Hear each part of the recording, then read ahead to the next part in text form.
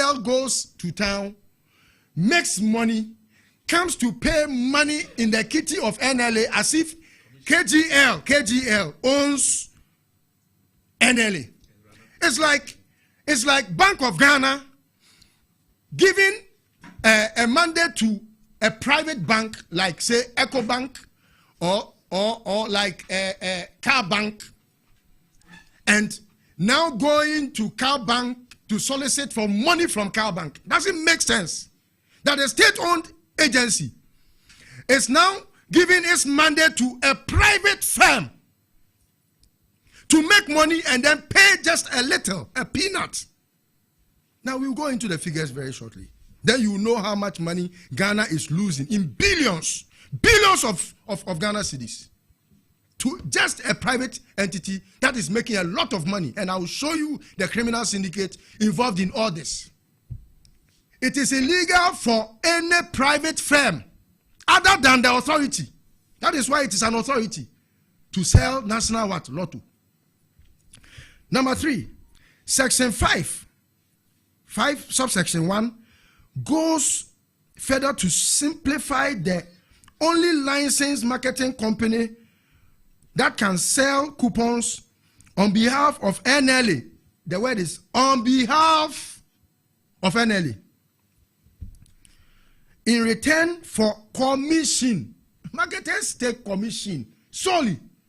If you see any marketer taking any money other than a commission, he's a criminal. So that's how I see NLA. In business or cahoots with KGL in a criminal enterprise. Marketers solely take commission. I'm a marketer by profession. Par excellence, that's my job. I only take commission after I had work. Now, if NLA wanted to do even something like this, the only place NLA had to go to is Parliament. Because NLA is NLA because Parliament enacted a law that made them have the mandate, the sole mandate. And it's a monopoly. The state can have a monopoly in an arena. Like you can say, for example, the Ghana Ports and Harbour Authority, the state cannot have a monopoly. Would you want to monopolize a public firm into a private firm? So today, Napoku wakes up and says, okay, I have a company that can, digitize the port system. So I have owned the port system and I will be paying monies to the government. It's thievery. It's clear case of thievery. So then the cost of inaction, billions that we have lost over the last 5 years. Look, today, I'm able to tell you how much KGL made in the last week. It's in excess of 60 million. Per that analysis, if we are to go into the arithmetic, you are able to now realize that averagely, KGL makes 10 million a day. Averagely, please, I'm using my words carefully, and I want us to avert our minds to why they formed that special purpose vehicle. It's solely to appropriate what belongs to the public into private pockets. I don't hate anybody. I hate those who hate their country. I hate those who don't love Ghana. As we speak today, there are children who don't have desk to sit on. There are so many people who don't have drinkable water to drink. So many places that you they have no motorable roads. And all these monies are leaking into private pockets. That is why yesterday I met a certain businessman, a renowned businessman in Ghana. He said, listen well, I now understand why Alex Daddy makes that money. Because those that, for example, are in this Legon that know Alex Daddy so well, knew that he could not even afford a Sonata. Now he is bragging to buy a private jet. from the public funds. Monies that belong to the public have been privatized illegally. So, if KGL makes an average figure of 10 million a day, I'm talking so that whoever is taking money to shut people up will also at least open his ear and listen. That no matter how much you have gotten, he makes more than you think. He makes what? More than you have been given. Because 10 million a day, 70 million a week. Annually, we marketers have 52 weeks in a year. We have 13 weeks in a quarter. Averagely, KGL makes not less than 3.64 billion a year. Averagely. I'm just being very economical with the truth. Very, very economical with the truth. That money could have avoided us from paying that 1 cedi on a liter for fuel. That's why Good Governance Advocacy Group Ghana decided that we will call on government, on His Excellency John Dramani Mahama, to infest his research at NLA. Because if you look at the figures, I have confidential reports, some of which I'm not able to show to cameras. This morning, I petitioned Yoku formally, and you can see that I have a copy of the petition here, and I would want Yoku to delve into what I call the criminal syndicate, because it's an economic organized crime. It's an economic organized crime. I have, beyond petitioning the OSP, the Yoko, also petitioned the OSP, because I suspect some corruption and corruption-related offenses. Corruption is not just a canker. It's not just a cancer. It's devouring us.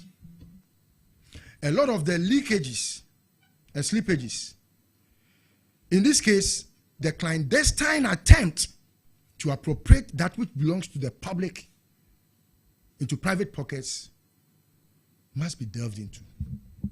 At least, if Ghana is able to make that 3.64 billion annually, I'm sure a lot of the things that we are being taxed to pay will be averted. So I conclude and call on His Excellency the President to, with an immediate effect,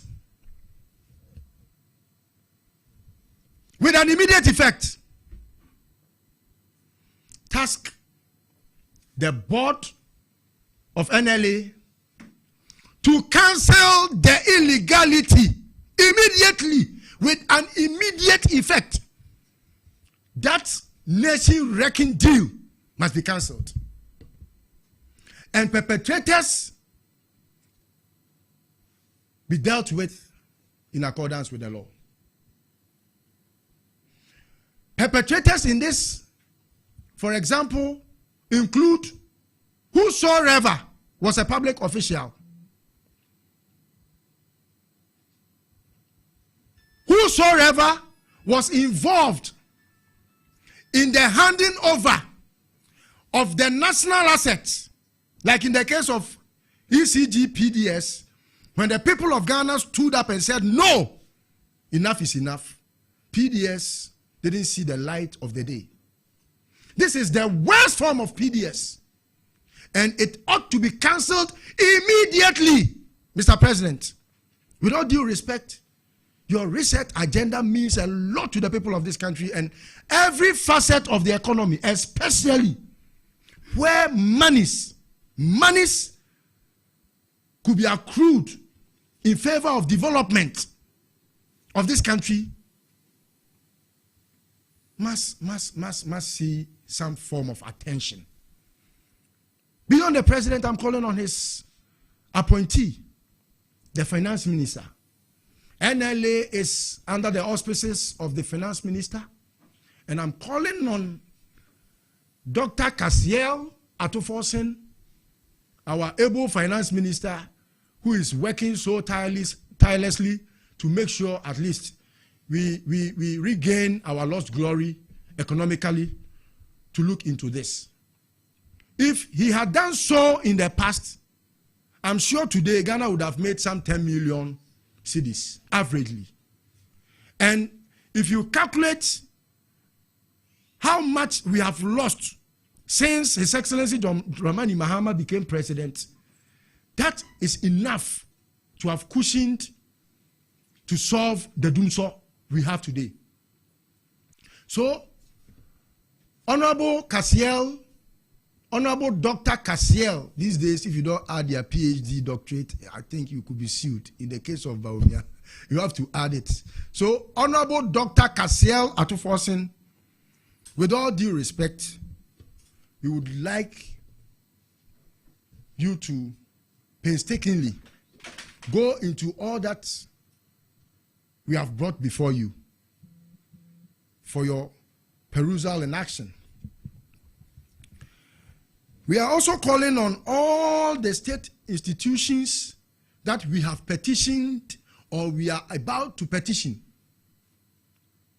For example, we want to petition the CID to immediately, without any further notice, arrest all the perpetrators.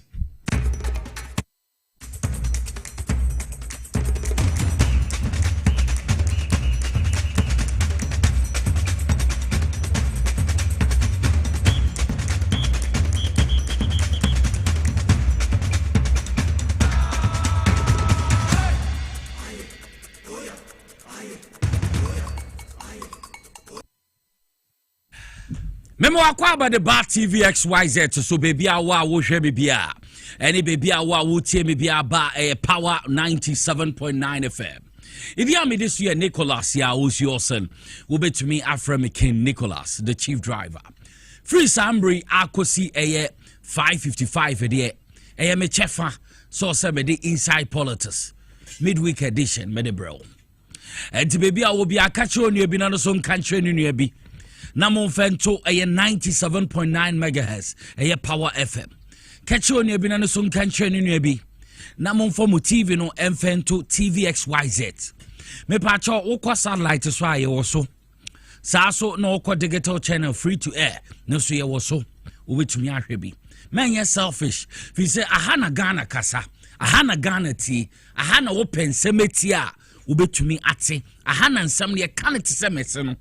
Enti baby a wo bia no me pacho fa waso fam yen bie weni na hwe ma eko na wahuma eko so pa fi so man Ghana nkakrakra ye reset esi de sesi na etose de seda enti baby a wo bia no tie ha because uko tie baby uko hwe baby no mo kan sem bia enye papa mo kan sem bia yakorisem atra na wonya ntensem a ebebo man Ghana enti de etene no baby a wo bia no me pacho tie yen hwe yen fisa hana Ghana kasa hana Ghana ti hana nsensem ni na ye de bro idi a me de so ye Nicholas Osiosen obetumi from King Nicholas ewie maboafo mo bom achidom ye Mr. Kelvin Asante oni na ye executive producer for the show saso na ekwem Sierra Mr. Raf Jampo or hobby or Sofu Peter and Uncle Peter and I'm the friend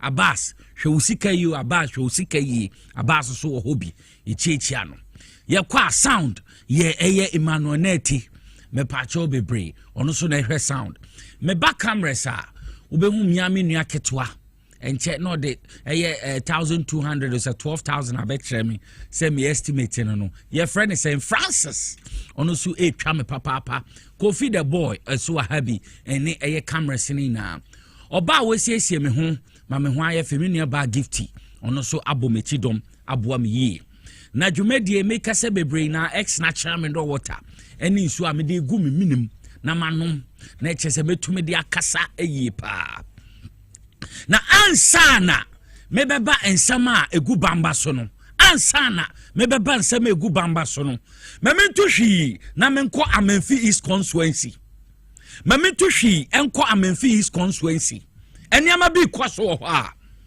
yenhwe ni yi eya region Ghana police watakwa yeba Pristia yeba Bogoso na yaba Amenfi East ankasa fie mehwehwem ne mamehu anamonto ametu ne se police for amuko operations wo eye Amenfi East mecha wo se kropon ne nkronkra omo ye galamsey wo ho His Excellency John Dramani Mahama ka ese galamsey mo amutu bensu hu mutu okwayem a sebi omo say kwaye nyenhwem omo njai but metumi aka se eye regional commander wo eye takwa ne nimpotem eba Pristia Bogoso eba eye wose kropon ne nimpotem no police fo ne bi omo kwa na omo site wo ye galamsey na se embrani omo di anania omo ye mo pam ho na mo se ye ne omo ka ye ne omo ye no na omo gigi omo sika ibiji 500 B2B crowd 500 million biji 5,000 2,000 3,000 10,000 is car site wo Amenfi East meche wose kropon ne nkronkra wo ho no police for sana ye yesa munya adwuma na ye research Ghana obi tu galamsey no ntumi a ye che no ana ye pam fi ho na ba ne sen na mokwa na mo jeje 5,000 mo jeje 10,000 mo jeje nkonform wo site wo sika operations ya omufi takwa region ho police fo eba Pristia eba ba wose kropon ho ankasa Amenfi East wa police wo mo amukwa site wo operations mukwa na mukwa pam amompam wo mo yi wo mo afi wa yenyi wo mo mfi ho sense mo bakwa mbeje 5,000 3,000 4,000 ni sika ne mekokwaso ho omtiche nkofu sika wo site wo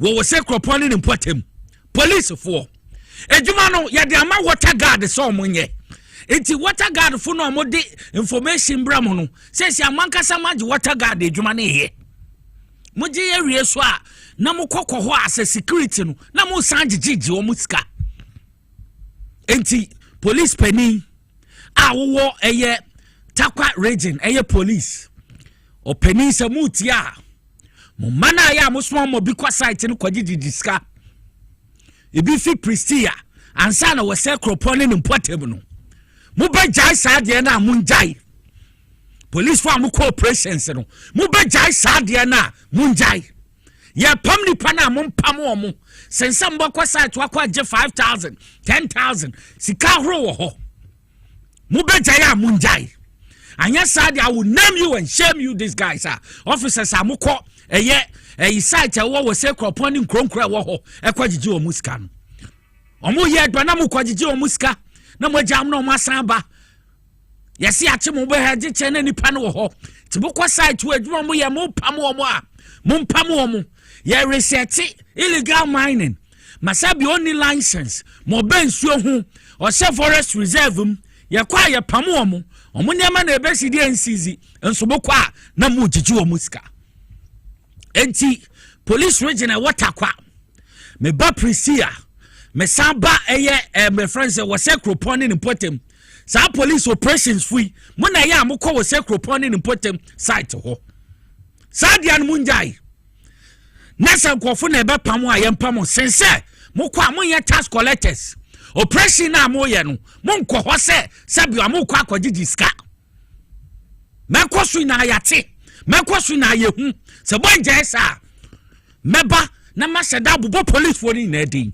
nim se ora IGP sutie mekoso wo se kropon ne potem no enti police fo amoye saa no mukwa jiska chese mutumi jiska kra mudi obi kokra che mutumi ji 100,000 Ghana cedis 150,000 ne be ka ho munjai mamoye no mukwa mo pamo ma mapamo mo mutu oma matu omo mo bensu o se forest mu no munyi omo fi ho ene na hia na nyasa mokọ as a tax collectors na makwa jiska blue water gas no omo ho no omo di information ne ba mo munye adwuma no says ya menim sama sanji blue water gas adwuma ne ye dia ya mo munye adwuma no mo information nko na ye hwe enko ye sense ebe jiska no makoso aye sa adwuma die no enti se koso so dia ye de omudi mbetutudwa na yehuma eko enti mekoso wo se kropon ene nimpotem eno no na ye hwe eye nurses wo mo strike nsensem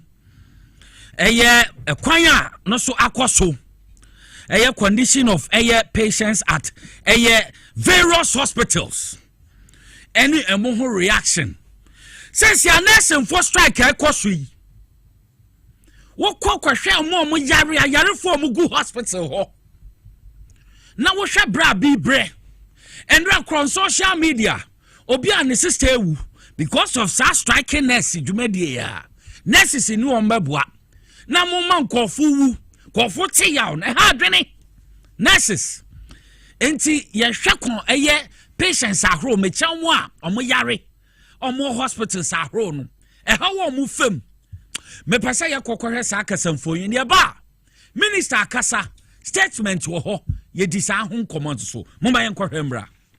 Normally nurses are on strike so so I have to take her to another facility to see whether they can take it or not. So I don't know what will happen next. It's very painful, but as you can see, she's on oxygen now. So what should I do? I don't know what to do. Since morning I has saying yeba yenye obi ama ne hwe yin yetete asan ne yede dada san nti aban no mpa bibi no onyam omo no mo hwe yin yesra omo a yesra ban so mo if it's on pay but 6 o'clock e betina about 10 go 11 e da so sia say nurse ni bia my so be hwe yin yesra mo a aban boy na ye bele so now be den I'm by Obi and Ivono, and I'm anti information. We have to say every person. Say, Mamma, now bathing. Maybe continental. Okay, but I didn't know you. It's a grand, my runs are the same.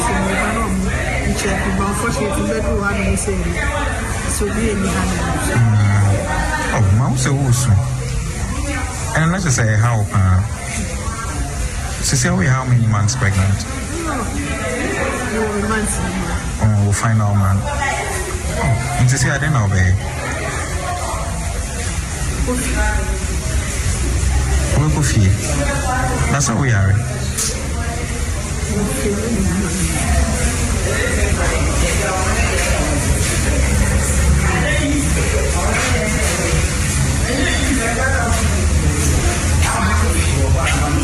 But we could run on the next one and cash and show. I'm not actually saying call OPD. OPD for so I'm also good year. So I must say Now we know anything.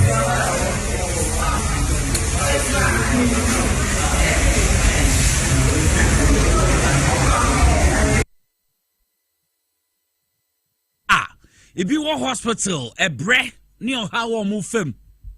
And see, I may say, Bimu Crew, because your nurses no and your crowd, so may ye juma.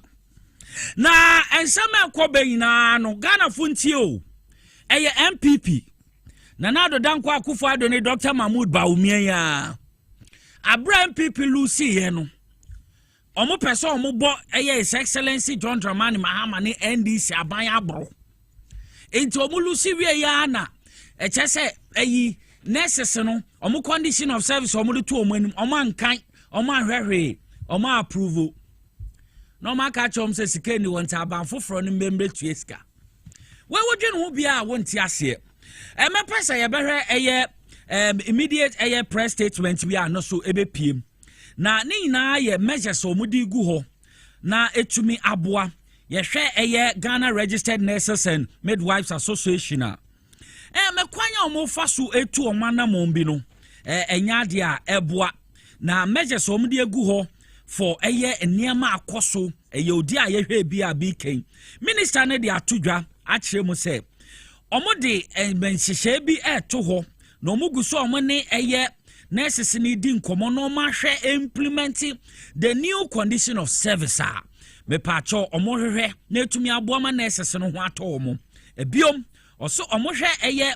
health population omo yare eba ne national development a ɛyɛ necessary say ombe make provision na omahwɛ ɛyɛ nneɛma a sesia no omokɔ strike baby a sebiwa nipa ni omokɔ a sebi omunyo bia ma omonhwɛ omo ene meka ho na omo de ye atoto ye na minister no so yenka nche Ghana fo nyina momonte ase sɛ omo hwɛ sɛ healthcare service no ebe ewo eye health facilities no enema betumi akonkan na eye nursing omo service ahoro so omo provide ya available no enu na aye adwuma enti asem ni nyina no ye eye press statement here that we minister say obi anye ko obi anye din omo de ye tu ye omo de ye tu ye omo ne omo kasa mo omo hwehwe no omo behwe tu anamom fi say ye reset mine no aban papa aba inti ya ade ombetu saa na mo no aboa ma bibia etumi akonkan eye press statement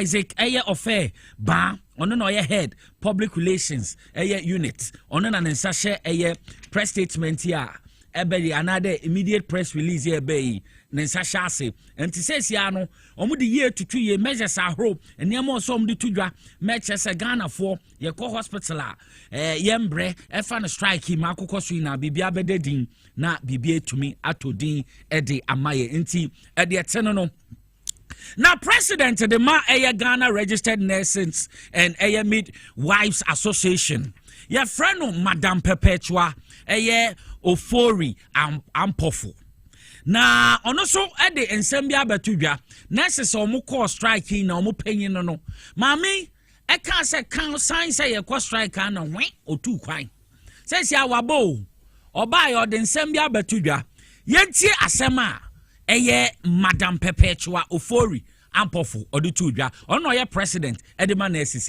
muma yentie mra nurses and midwives in Ghana deserve to have their collective agreement, which borders on their conditions of service, implemented. We understand it's a new government. That is why, even as leaders, from January till somewhere last month, we have been making great excuses for the government. At a point, we said, no, this is a new government that has come. Let's wait. A minister of health has not been appointed. Let's wait. A minister of finance has not been appointed. Let's wait. The budget has not been read. Let's wait. We've been given a lot of excuses. And the general membership of the association and the entire fraternity of nurses and midwives have said they are tired of the excuses that we are given. They are working in work settings where other health professionals are benefiting from what they should also be benefiting from. So what stops us from doing the needful? If they are telling us today that there's no room within the budget to cater for what we deserve as nurses and midwives, then they are telling us that they do not value what it is that we do or what we do within the health space. You cannot tell us that within the period of June to December, government is not going to spend. They must make provision in there. And even what we have said is that, yes, if you look at all that we are asking for in terms of the Appendix B, the content of the Appendix B within our collective agreement, we haven't said that, look, implement everything at a go. We are looking at a situation where, for example, you take fuel allowance. We are already taking fuel allowance in terms of our senior grades. Put them on the right rates, which was agreed, which will mean that you are paying up a difference because they are still collecting the old rate. But then, once you put them on the new rates, they'll be receiving the new rates. And then we can talk about spreading the arrears over a period where you pay them in tranches. Look at uniform allowance. That is a one-time payment. Right. We have received, as of last year, the old rate, which means there's a difference to be paid and the new rate should be paid this year. In paying the new rate this year, you can add on what was not paid last year and pay it as a go. Book and research allowance, for example, is meant for a small number of our people. They are not even up to 1,000. It's not going for every nurse and midwife in the country. And we are saying pay that to them. It's a one-off payment. So once we are able to do that, it just gives us room to now sit and look at other things like the on-call facilitation allowance, the rural incentive allowance, and all those allowances that may be contained there. We are very flexible, we are available, we are ready to engage. We don't want anybody making it seem as if the leadership is not ready. Yesterday we were in a meeting. What they told us was that they can only contain the implementation from January of 2026. We wrote a letter in February 2025. We wrote another letter, official letter, in April 2025. The first one we wrote in February 2025, we're calling on our employers and all those who were actually served the writ in June 2025. And in fact, the section of our people who took us to court actually took not just GRNMA to court, they took the Ministry of Health, the Fair Wages, Ministry of Finance, Attorney General's Department, and others. So we served them this letter and told them that, look, now consent judgment has been given by the courts. Our collective agreement needs to be implemented. The most pressing one at the time was the CPD incorporated there was our PIN and iron renewal, which bordered on the legality of our practice. So we started engaging on that. At this moment, I can say that we've been able to have some closure on that, although not so effective. At least the Minister of Health has been very consistent. We have engaged with the Director General of the Ghana Health Service and the Nursing and Midwifery Council on that, and at least we've made a headway on that. If you put that aside, with all the other items within the collective agreement, we kept putting it across in all those meetings that we had that it is very important that we look at the entirety of the collective agreement and get it implemented. 6 months is a long time. It's half a year. It's a long time. But what we have said over and over again is that if you look at the entirety of the collective agreement, there are aspects that need to be implemented at the work area through the IGF. There are aspects that are monitored, needs to be paid through the controller system. There are aspects that we even need to further engage to look at the modalities of its implementation. So what we have said, and I don't know why they are not getting it, that we are not calling for the implementation of the entirety of the collective agreement at this time. But of course, looking at what it is we are experiencing at the work side, we are all health workers. We are all health workers. We negotiated our collective agreement way back and signed it off in May 2024. As of that time, other professionals have not even gone to the negotiation table to negotiate. As we speak, they are all enjoying these same set of conditions of service. So it is not fair to keep us locked out. Those aspects that actually cuts across, implement them for us at this time, and let us continue to engage with other aspects. And let me tell you, the passion with which we work as nurses and midwives have made it increasingly impossible for sometimes. The truth of the matter is that, yes, we are nurses, we are midwives, we are compassionate with the care that we give. We know our worth, we know what we bring to the table, we know what it is we bring to the health sector. But let me tell you, at this point in time, we must save ourselves in terms of getting what is due us financially, what is due us and non-financially, to be able to carry ourselves to work. Because, mind you, it is not as if we receive any kind of transport allowance to get to work. Whatever remuneration we receive at the end of the day, we take care of our rent, we take care of our transport, we take care of every need of ours in terms of what our dependents require from us. What is due us needs to be given to us. Ti Madam Perpetua Ofori Amponfo ono na yete ne nka no no president edema yenuanom nurses ne midwives omunka bomku a ewo Ghana ha make us say onam kwemu ba oko Geneva Switzerland eho no wo ano ne ye kasei but ye ma me kwanya wo kan sem de enya sa na asem ne te asem na nka se fi baabi o na kwa bedru baabi Ghana fu ndi munti every baby na kwa bedru baby because oye bi mo bedin ya maami ye ni baby a wukuni jina abatu omu lucy yenti mo ye ma ban na yon popular just 5 months ni NDC abaya ba led by His Excellency John Dramani Mahama omo reseti on my Ghana 5 months ni nipo no sign agreement abro omu lucy we MPP abai na nado danko Akufo-Addo oni your friend said Dr. Alhaji Mahmoud Baumia ansa na papa ya owo teshi mo friend say Okoboy omo na yes no Okoboy mu enti mo boss mu nya abotre but ya mo ye nyinai say why nim ukun baby ogina enti sankofo hye enti Ghana fo bi ka say MPP fo hye a ye ka say ye kire mo obeti ase 5 months ni mo nya abotre o kana o carry ana we kwagya ti wa wom mo nkoso enti asam no mete no but ye behwe government in position yetie ministry no akasa but abayan kasa so akasa afa home honorable Felix Ofosu Kwache ono na okasa ma aban no na wachechwem efa no kwanya nurses omo strike any condition of service kwanya aban befa so ahwe aboa we sika wo ma enye easy na budget mo ye ni na awie so nkofu ye hu dede saa assembly na ahye honorable Felix Ofosu Kwache ano ono na okasa ma aban no moma ye nkotie aban position asema aban ne ka efa no saa nurses and midwives omakọ strike hu yentie mra. When we took over power, we looked at the conditions of service. The finance ministry takes the view that given the nation's finances and the quantum of resources that are required to meet those conditions, it will create some difficulty for the national budget.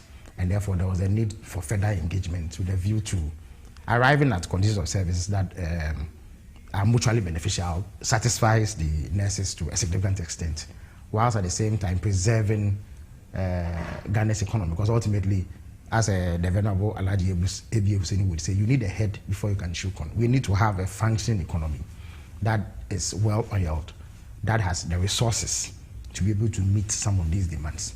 So we take the view that whatever it takes, the conditions of service must be the subject of further engagement between government on the one hand and the nurses on the other, so that whatever outcomes are reached are satisfactory to both parties were done. There's a reason why governments change. So whereas government is a continuum, governance must also be conducted responsibly. So if you see that there's a difficulty that is arising out of a certain action that the previous government takes, you have a responsibility to take corrective measures to ensure that it does not jeopardize the collective aspiration that we have as a people. So as a government, it's our duty to do just that, and that is what we are engaged in. We know that we cannot take unilateral decisions. We need to engage our social partners, which is the nurses in this particular instance. We were hoping that they will be willing to come to the negotiation table for these discussions to be had. We still retain hope that they will do so. But in the interim, it is necessary to take some measures. And indeed, the health minister announced that I believe that they should have published by now a list of healthcare facilities that patients can fall on. The way they are structured, they are, if you like, employees do not fall under the category of nurses who have gone on strike. So those are open. And it's the duty of government to direct patients in that way so that they don't suffer unduly, even as we take urgent steps to address this. You don't put it in the budget merely because you've met it. There are many things that were in the pipeline at the time that we took over. There were things that the previous government were doing that we have not continued, because we've done an assessment and found that it will be more deleterious to our interest rather than beneficial if they were continued. I don't know whether you've seen the conditions of service as a whole. Indeed, the Deputy Finance Minister today pegged the quantum of resources required to do that annually at 2 billion Ghana cedis. I have seen some estimates that put it higher than that. Now, the question that immediately arises is whether or not the national budget can absorb it. But we can't absorb 2 billion Ghana cedis. Yes, but can it be absorbed regarding the specific group of people who are asking for it, bearing in mind that there are other categories of public sector workers who also have needs that government must meet. So these are considerations that were factored into the equation. Also, because it is not in the 2025 budget, it is important that discussions are had to look for ways to address it. Because one of the reasons why we are at a juncture, we got to a place where hardships became pervasive in this country, were fiscal slippages, which arose out of mostly unbudgeted expenditure. So you can't put that quantum of unbudgeted expenditure on yourself, because you are likely going to record deficits. You said unbudgeted, but it was a choice you made not to budget for it. But the point I'm making is that, given that discussions had not been concluded and we had not arrived at a place where we could comfortably add it to the national budget, it was necessary to hold further deliberations. Those deliberations, in my view, must happen. But to the extent that it is not in the budget yet, we cannot possibly go ahead and expend on those conditions of service. Otherwise, we'll throw the whole budget off again. We'll be back to square one. The same place where Ghanaians were, for which reason they called for a change of government. And that is why we all know the effects of unbudgeted expenditure. And you followed the national economy quite closely in the last few years. And you found that the deficits, the debts that arose of expenditure that provision wasn't made for in the budget, partly or significantly contributed to this. Honorable Felix Ofosu-Kwakye ono na efa no eye aban no ne hu nkitaimudie bia kasa bia no efa na aban no mobeka bia ono no fa no so ekasa tre nti ono no ye minister in charge of government communication ono danu disem na ode ato ho no efa no service of conditioner and as a service condition of service mo fa condition of service eka extra cost 2 billion Ghana cedis. Say the current budget home.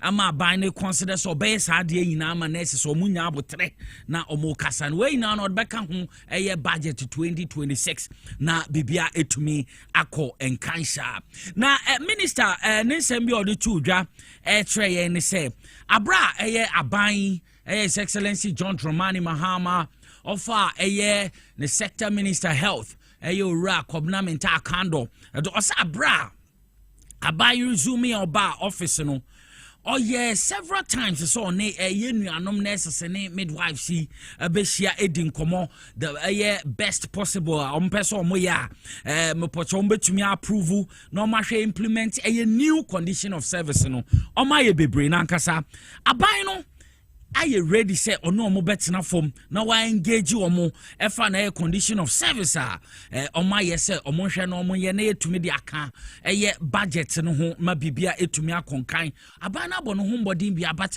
wo hwe ye nuanom na asisi ni ade a akoye say omo bo mu trimpo say ye ntiase because wo hwe ensema na omo ka anasa wo hwe omo condition of service Momuni nanado danko akufuado Dr. Alhaji Mahmoud Baumia ono abo okobo emo signing ya bra to abawie de to hona enema bebre wo ho a ehu hia na sisi no to make us say sabro sign crown e wo so a mam wo first floor ye wo sika ameje me wo third floor wo sika ameje omo to make us say so obi ba na sabi we di dam na me so ni nsem crown na no so ye wo hu sika o say de ma doctor see tre say sabi omo anya omo sika kraka no ni ade na sisi akraka efi abrochi aba no eba na nche eba port no mo kofa ho taxes no aban budget allocate ama health no Ministry of Health allocated the share the be health facility ni ade no ono na yensan koyi bi mfim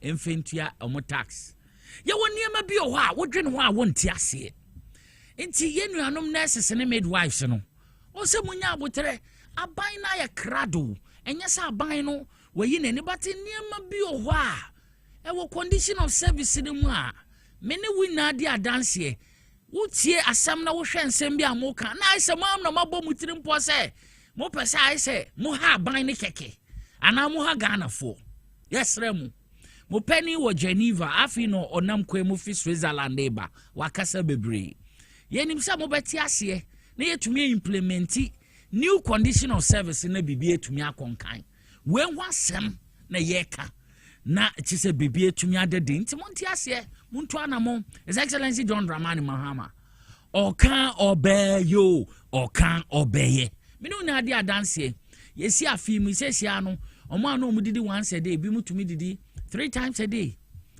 wosha obia ho ha no eniema kɔ so nkakrakra nyame atom yesi dia appreciate dollar ni depreciate enra emu bia na me kokroma me kɔtɔ no bag no me tɔ no ɛyɛ 801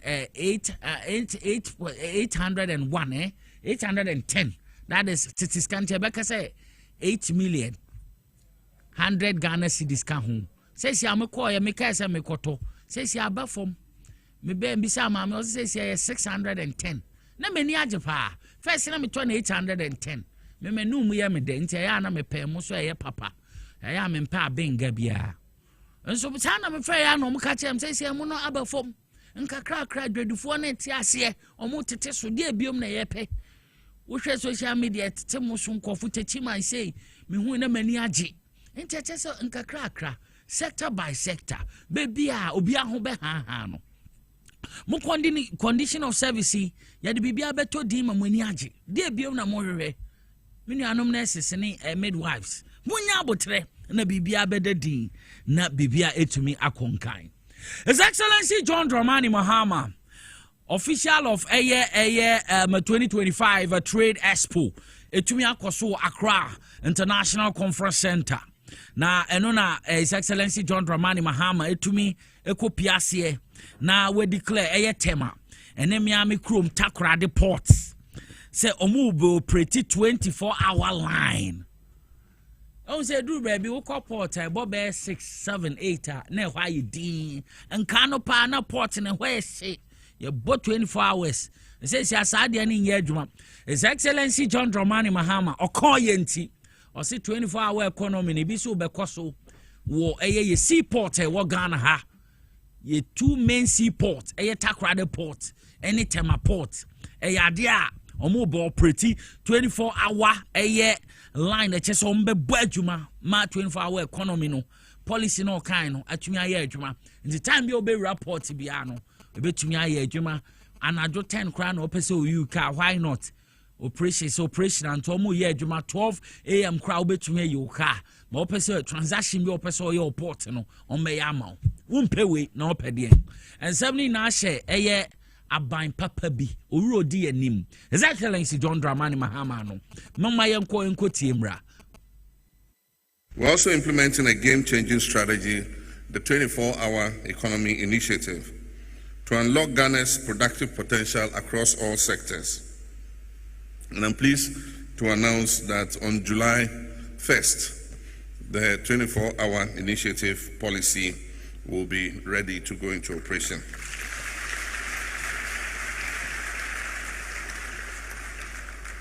This policy will provide the framework for continuous production, processing, and logistics in horticulture. It allows perishable goods like pineapples, mangoes, chilies, and herbs to move swiftly from the field to ports to international shelves, minimizing losses and maximizing value. And I'm pleased to inform you that the Ministry of Trade and Agribusiness and Industry and the Ministry of Transport are working together with the Ghana Revenue Authority, the Ghana Ports and Harbours Authority, the Ghana Shippers Council, and other stakeholders to soon declare the Tema and Takoradi ports as 24-hour ports. Oh no, Takoradi ne Tema port, be 24-hour port. De bia mo ye adwuma, anadwo ario esumo ni no mbe ye adwuma. Ma ye hu se ye Takoradi ne Tema port ni ye adwuma. Wo so time bia opese wo kɔ transaction bia obetumi akɔ. Enti ma aba no. Enkonkoye se bosses a wo ye bibia se time aso bo 5 from se yapon. Na bibia o ye bia stand so wo kɔ fie kɔda ade kyan waba. His Excellency John Dramani Mahama say 24-hour economy policy no ebeye adwuma wo ye port. Enti wo Takoradi wo Tema port a ye beye adwuma sa na tie kɔfo bebo adwuma papa dog labor fue say si amodwuma be sorry cause first na dog labor no kɔ hɔ a na eniema ayewe ba say si ano omom kɔso koko ni ade anadwi na mo ye adwuma ma bibia atumi akonkan we na ye hwehwɛ and 24-hour economy no eba na omo say 24-hour economy emma no omo ni ewu no bi ehun say no korɛ His Excellency John Dramani Mahama onye dadafo o kan sema odi o se ye o dwuma ma bibia to me konkan pa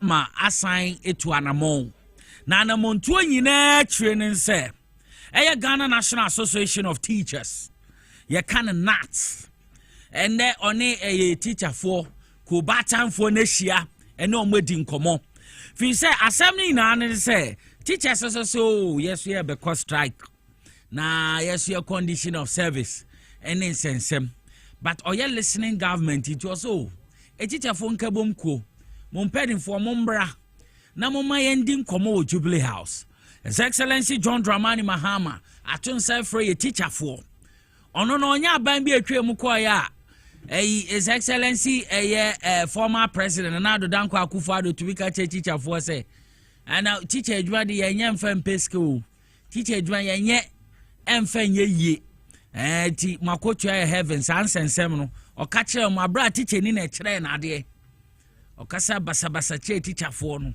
o so ndon kasa basabasa che teacher for on che teacher for abufuo emom ono mbedi enkomo aboaba ensema teacher for edo makoma so mo pesa aban ne ye ma omo no otie na wahwe na omdiye atuye na ye daache ma ene ye nkwala omugusu school na embre nti aban papa badia na aban no otia sema watun sa afro teacher for nde o Jubilee House no omedi nkomo yenko che His Excellency John Dramani Mahama nkomo ni teacher for ni die express my appreciation to the leadership of NAT and accompanied by my own uncle. I call him Uncle Kwame Pieni. You call him father, I call him uncle. And then my chief and friend, Chief Andani, we were in school together. I was 1 year ahead of him in secondary school. And we've been friends since our schooling days. And to also welcome the Swedish Ghana Medical Center. I was wondering what the connection was when they were introducing NAT and then they said SGMC, Sweden Ghana Medical Center. So I said, but what can be the relationship between the two?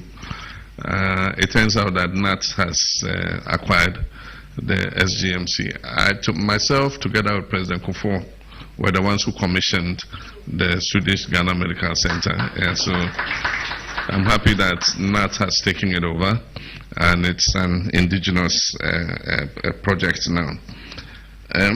Let me thank you for this call and to say how much we appreciate the congratulations you have just passed. We assumed it, so this is a bonus to come physically and extend your congratulations for our victory in the elections last year.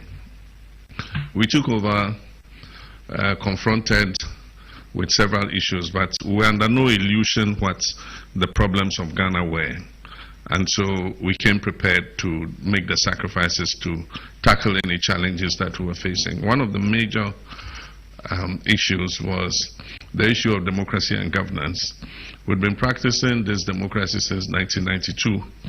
And in 1992, when we adopted the Constitution, there was a lot of excitement. There was people were happy that finally we were leaving the turbulence of unconstitutional rule and coming into a democracy. And we all believe that the dividends of democracy will see transformation in our lives and prosperity.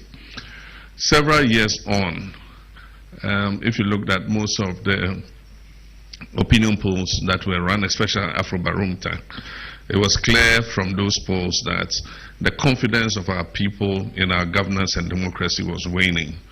And indeed, in one of the surveys they did, there was a very good, significant majority of people up from previously who were prepared to go back to military dictatorship as a preferred option to democratic governance. And so during the campaign, one of the things I said was that this probably is our last opportunity to restore the faith of our people in democratic governance, and that if we don't get it right this time, I'm sure that something untoward could happen, either civil unrest, and civil unrest is even worse than a military coup, because when the people lose faith and they decide to make the country ungovernable, it can be a worse option. And so we came with no illusions what the people of Ghana wanted us to do. And we have started doing that to restore confidence in our governance and democracy. And that's why I set up the National Constitutional Review Committee to look at the 1992 Constitution again and bring all the source documents from Professor Mills's committee, the Fiajo Committee, and then the Chairman's Abonsu one, which President Nana Akufo-Addo put together, including the white paper that was issued on the Fiajo Committee and the recommendations of the Constitutional Review Implementation Committee, to bring all together and do one more validation to see what our people expect to see in their constitution in order that it becomes a living document for us. There are many areas of our national lives that needed a reset, including the education sector. And so we set up the National Education Review Conference to make sure that they consult generally all the stakeholders, including teacher groups, to find out what would lead to quality outcomes for our students, especially in the 21st century, and how they can be upskilled to enter the world of work. I'm happy to say that the review committee presented their report about a week ago, and we're studying it, and together we will work with stakeholders like you to implement the program. We also did a National Economic Dialogue, whose report was also presented to me last week. But even before the report was presented, some of the recommendations that had come out were incorporated into the budget that was presented in March. And one of the main things was for a call for fiscal discipline. In the past, fiscal indiscipline has led to throwing the macro economy out of kilter, and created macroeconomic instability, depreciating currency and all that. And it affects all of us because it affects our quality and standard of life. A better performing macroeconomic environment gives investors and business people more predictability, and so they're able to plan better. And appreciating currency, a strong, stable currency, also improves our earnings, because if I was earning 5,000 CDs and CD was going for 16 CDs to $1, it means I'm earning about $300 and something. But currently with the CD at 10.3, 10.5, it means that the same 5,000 CDs, I'm earning almost $500, about $480 or something like that. And so it is in our interest that the macroeconomy is stable and that our currency is stable and that our economy is growing and creating prosperity for our people. The first quarter GDP results have come, and they've come in at about 5.4%, which shows that the economy is returning to a path of growth, and it should be a good sign for us. If at the end of the year we end at above 5% growth, then it means that the economy has started is expanding instead of growing negatively. And so we'll continue to pay attention to that in order that we're able to create stability for every sector, and we're able to Nancy John Dramani Mahaman and on a teacher for Nkabom Kwe Ghana National Association of Teachers on no Mudi Shia Jubilee House on no Marcus or some Munyabotre. By 5 months, Annie. Bibiabe kama. Mim say you tag so planning bibisa. Omu now betting as some pem no much me abua. Na bibie to me a conkai. Ewe maminchia Dr. Albert Brown Gazy or a former national fire service, Ghana National Fire Service, Chief Fire Officer. Papa, Michechi Awati. Wokodu ya nkwanta oyo hene wo ho your friend na okufruja Dr. Albert Brown Gazy. Papa baby wo bia mechiao na papa me no tenase no ni edi nkoma Mugabe bedi adanse beposo bedi adanse ohene bedi adanse woni abobon nkoma ye hwe adwen nyansa nimdie a wo wona e be hia se wo di nimdie bi beboa me ya reset Ghana I mean show enti me bia meka ye mpanifo ni bi omo ho a se mpanifo hwe omo kai omo ebi ne doctor Albert Brown Gazy mon kai no former chief fire officer Ghana National Fire Service mpanifo kai no money ni hye baby board bi under so emfasa adwen no nimdie no ane time ojeje awards bebre papa na bini ye ne time na yenya fire tenders ahuru bebre as that time na yenya fire tenders besi na yenya bi ebi aye maame ma wusi abai na no so ebi aban no ye research nti bi ba beka ho ne time de na dan wo ho aye di ye adwuma nti empanifo kai papa mame owo nimdie na dwemu do no betumi de aboa me ya research Ghana baby o mo ne bese bia papa betumi aye ne kama papa ewie mi chechia so wo hwɛ me a wote me nka mi chiao ne wabusuafo nyina na adwene nimdia ne ntete a wo ba wotumi impact bi ma ye no ye ma wo fentene fie kwa ye nyina ebe dede na mpemfo aka no mo ahwe no mo no ato baby na wabo man Ghana baby atumi akonkan baby Adrian Sembre ye be call Power Specialist Herbal Hospital ayana meje doctor hene be dwumaye but in the main gen ye mama no kwa mo akasa your friend G Kevin Bedi Hwa Dance executive producer Eda Manji Kaji we adechi on say King Ebu adwuma enti G Kaji yes mo pocho no vitality ebu me mani yi wunya hebatin ka ho dia ye combination anodin ansa na ye livo care me pacho ye wo malamix ansa na ye SK ni na abio ho tonic na siesie ma wutumi didi wa wondidi no wonom edu aya herbal tonic na ebobo mu wedidi kama ebo yi ma bibia tumi konka me kan sa lawyer we brown oboni tinkoza ahwe obetoni na akofie nde enti omunduro no wa ha wokọ so yare friend hepatitis B A C D ni na omutumi boa etu asiema menkasa bebre fi say make say Dr. Henba Gina Konya oni ebedi nkomo doctor akwaba okay na nkofo mo boje wo so no wo maaye mo frem ke fred doctor oba live aye program so obeba was omu nim se meti bia no mbeji ndro komo no mufu ado a ofia anya me adom atwetwe de ne ne sisi ontimi faje se ne sisi oh se si asisi no enye suhum sa wom no eye adwuma pa mama kan say Power Specialist Herbal Hospital Dr. Hinba over to you me da say abusia ya mo akwaba power time bre aso Power Specialist Herbal Hospital yadin chefia se Dr. Penya oda hospital na doctor akosia edu aya ho de mo bibia brebia ojebre na ohwe power time de bia nsema ka nyina ne se adanse de papa nkrofo di fa power ho to be studio ha obi ada ne sisi ontimi nkotu nsimi sorry say o tani sisi ni sa ya funu no so atwen ama bibia ya kama tiba bia obi a ye friend last stop Kumasi and crime na fe takrade na ye wo Kumasi wo fe yase ye ni Jasbo Flint Station di enhwani mu wo aputuoja contrast kwan so Lake Road na ye wo akra wo kwabenya ACP kwansa ne block factory no edi enhwani mu na fe takrade wo Anaje Estate Customs Road ye ni single washing bay no so di enhwani mu numbers no ayemiensa famu bia na frɛ ofra branch na ebe ono ne ama direction ba ho na wabeje wayaresa numbers ni 0555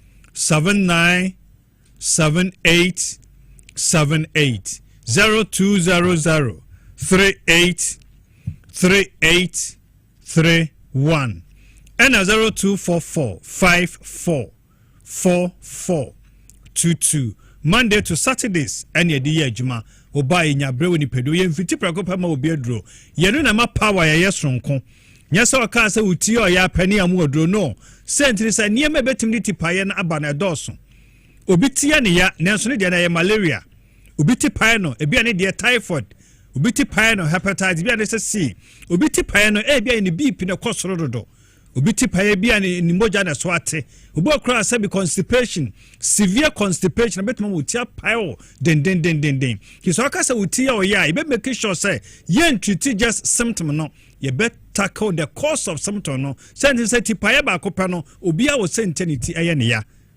inti power nyame adom yɛsa yadeɛ etu ase yadeɛ bi ha obi a wo de chinchini abrɛ obaba power specialist hospital ɛhɔ ɛyɛ last stop on fire de ne ma ensa mfa nkɔ efie de biara ɛda obi biara a wo hwɛ power time what say hepatitis B positive tieniye saa yadeɛ we de bia me bosso ane mani age sentini say power specialist hospital yadeɛ wiase nyinaa sie ni aduro no ye no nyankopɔn ama doctor akosua adua ya dura yɛde sa yadeɛ we etu ase yɛnka ne ano saa kɛkɛ yɛwɔ adansedie yɛwɔ nipa a yɛbɛtem de yɛnsa atene mu so aka sɛ we no ɔyare ne etu ase award ahodo agye ne Ghana ne amono no ɛdɔso tis what say hepatitis B positive a misro ɛnhyɛ dɛm na ensu men ka sɛ ɛsi yadeɛ ne ni aduro wobɛtena wani bɛteɛ no na yɛfunu na ahono na wani nyinaa yɛ very yellow da bia me ka kyerɛ sɛ ansa na bɔ so yɛfunu ahono no na so liver na siri sɛ yɛ kwam no nti ne ya wohwɛ power time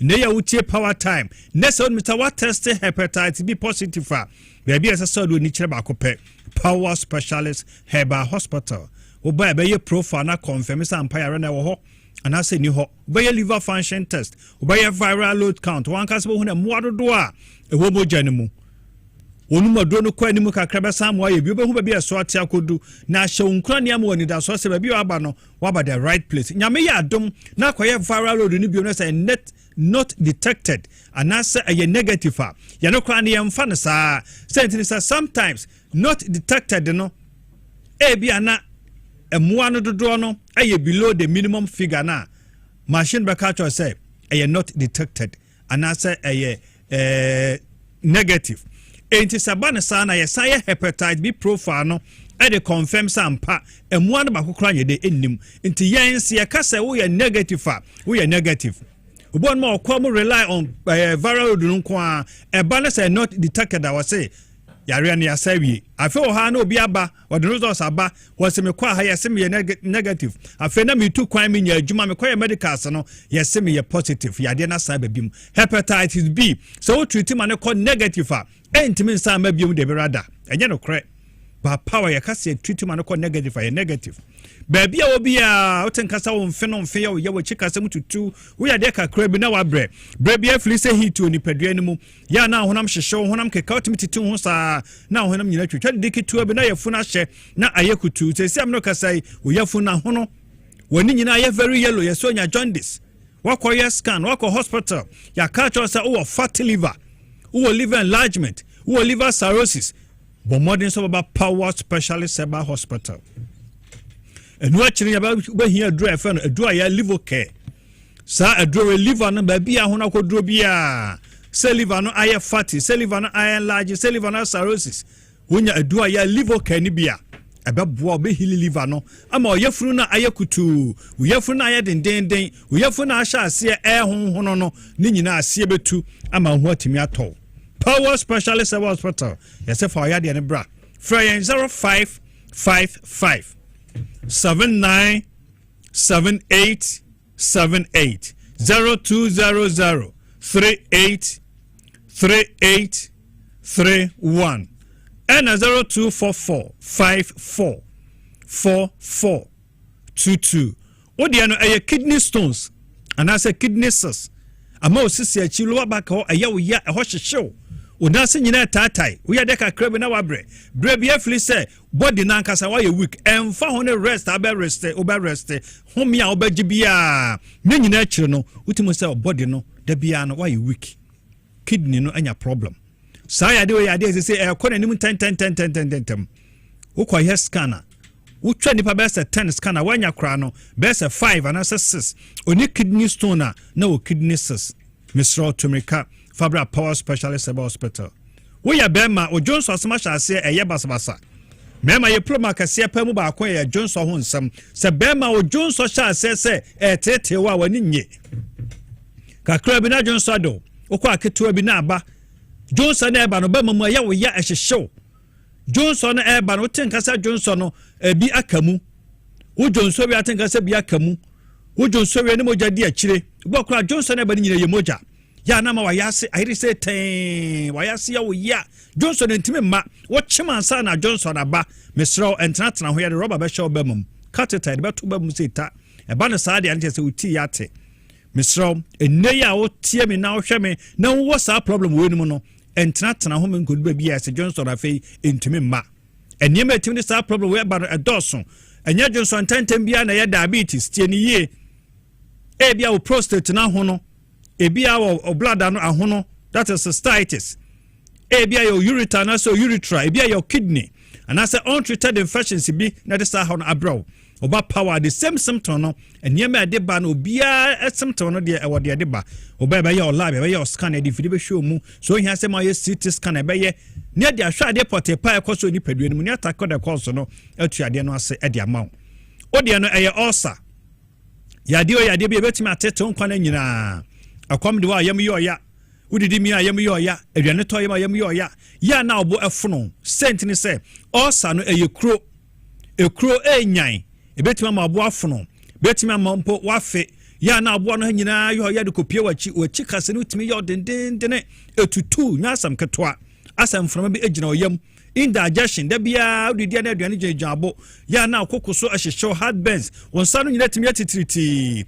misro ulcer wohia aduaya SK we eye aduaya SK that is stomach care ekro bia wo ya furu no mu say ya duodenal ulcer say ya peptic ulcer ekro bia wo ya furu ma fe no ulcer de wonya aduaya SK ni bia ebeboa wo na atuade no ase ntenten ama ho atimi atɔ ulcer betwa ma wafon aye tantantan ba bia wo bia ne ade bia ha wo bia me se Fabra Power Specialist Herbal Hospital Kumasi Encrine anase eye takrade ode no eye malaria na ha wo wonum yo nwuno utitimi pile na ho ayehye na wa yemremremre eniema edi sa ha no eba no edoso na emom se wa test malaria positive dia wo hia eduaya malamis be bia say ya plus adian ya wo hia eduaya malamis no a 2-3 days ebetu ya de no ase de amawo wa yare ama ho to foforo wonum nya ode untumi enidi wo kokata so untumi enna da bia yeso moja so ate wo hia eduaya herbal tonic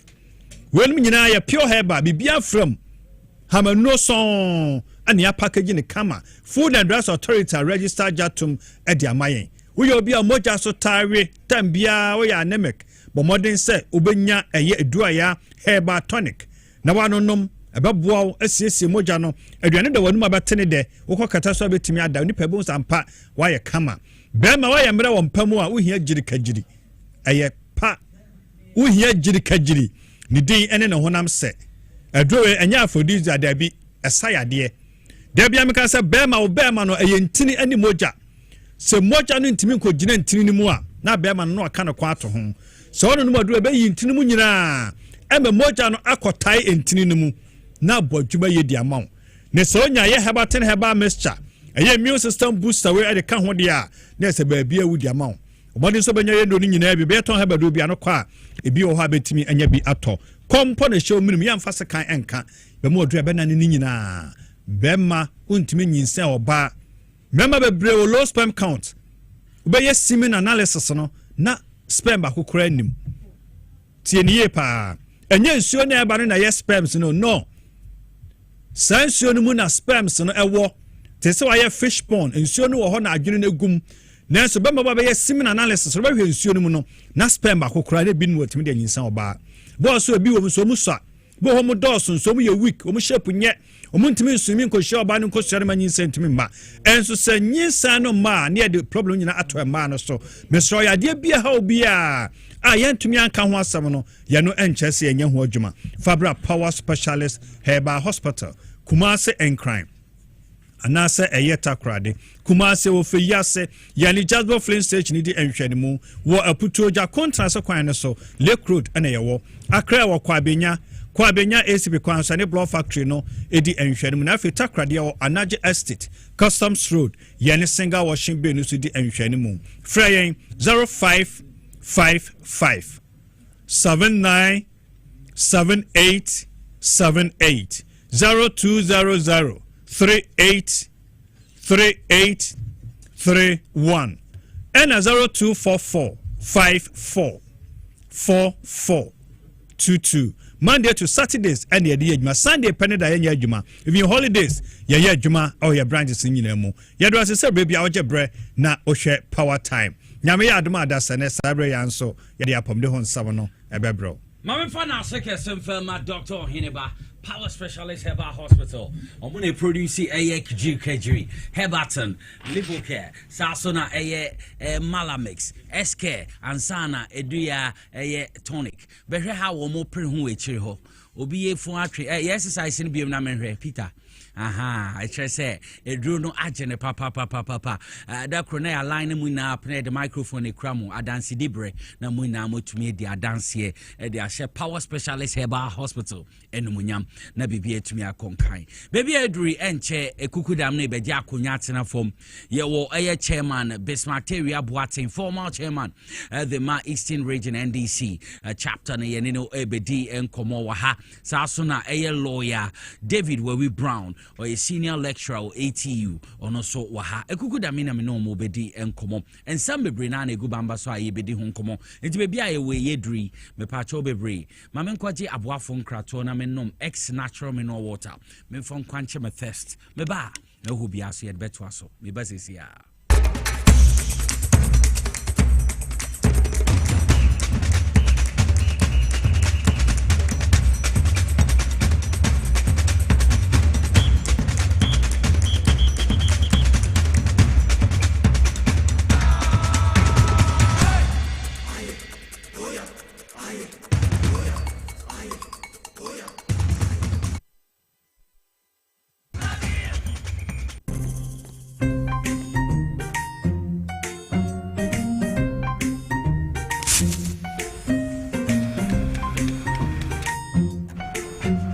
Mido, Gana Biana. I'm going to do about this every time I just say, baby, shit. Mangashi. Junior!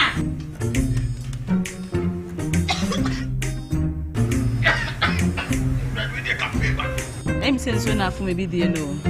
Sister Coast Pa. It's a winning gas. I'm using the why. My why.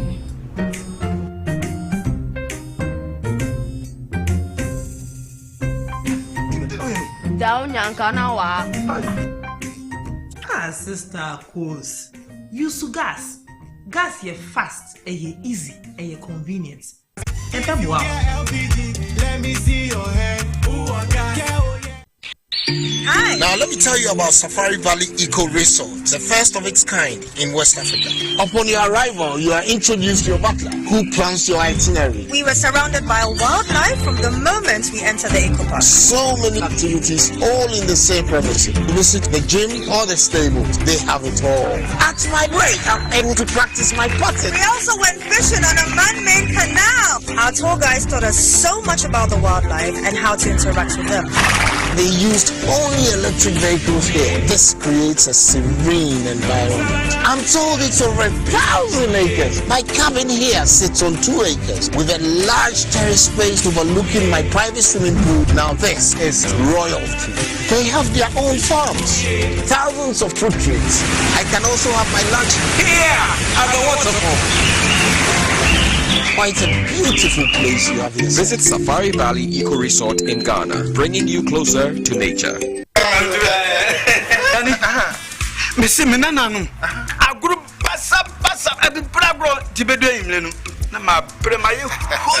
As for me, I take very good care of my grandkids. Ye dear grow, na yes, do maybe crana, me bano timide, or maybe gumi so weekend. Hey, memre.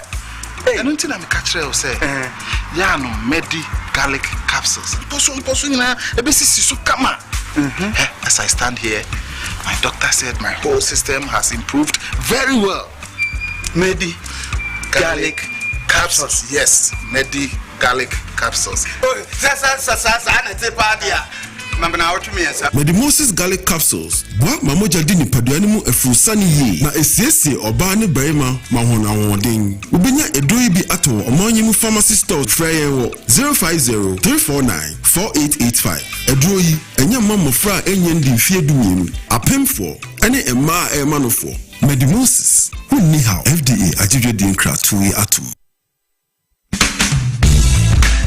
The serene environment fits into the goal of the school, which is simply to provide excellent educational foundation for your ward's development before they commence primary education. At first glance, clearly you will see why the school is called Hebron Hills International School, as the building stands tall overlooking town. With a Montessori style, we have experienced and dedicated staff and trained teachers. Our small sizes classrooms are meant to enhance teacher-focused approach where children get one-on-one attention from the teacher. Hello there. We are open at 7:30 a.m. and school closes at 2:30 p.m. After school care is from 4 p.m. to 6 p.m. while early drop-off can be arranged at 6 a.m. Hebron Hills International School is located at Midye off the Nsawam Road. Locate us with GP postcode GW0688 GA West and GPS code 06884870. You can contact the school and make further inquiries on 050-876-2375 or call the office directly on 0302-918768. Email us at hebronhills.school@gmail.com. Hebron Hills International School. Excel and shine.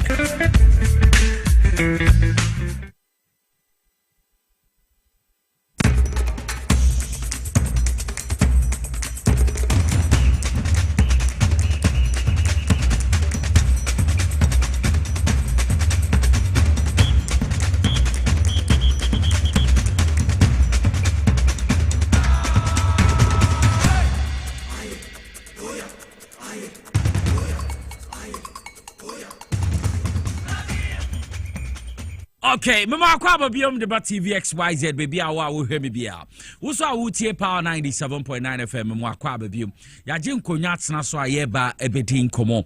Make us say chairman Bismarck Terry Boatin, former chairman de ma Andy Samayoko Western Regional Jena konya atena so. Lawyer David Wewe Brown, a senior lecturer ATU, on also agena konya atena so ayeba ebedi nkomo.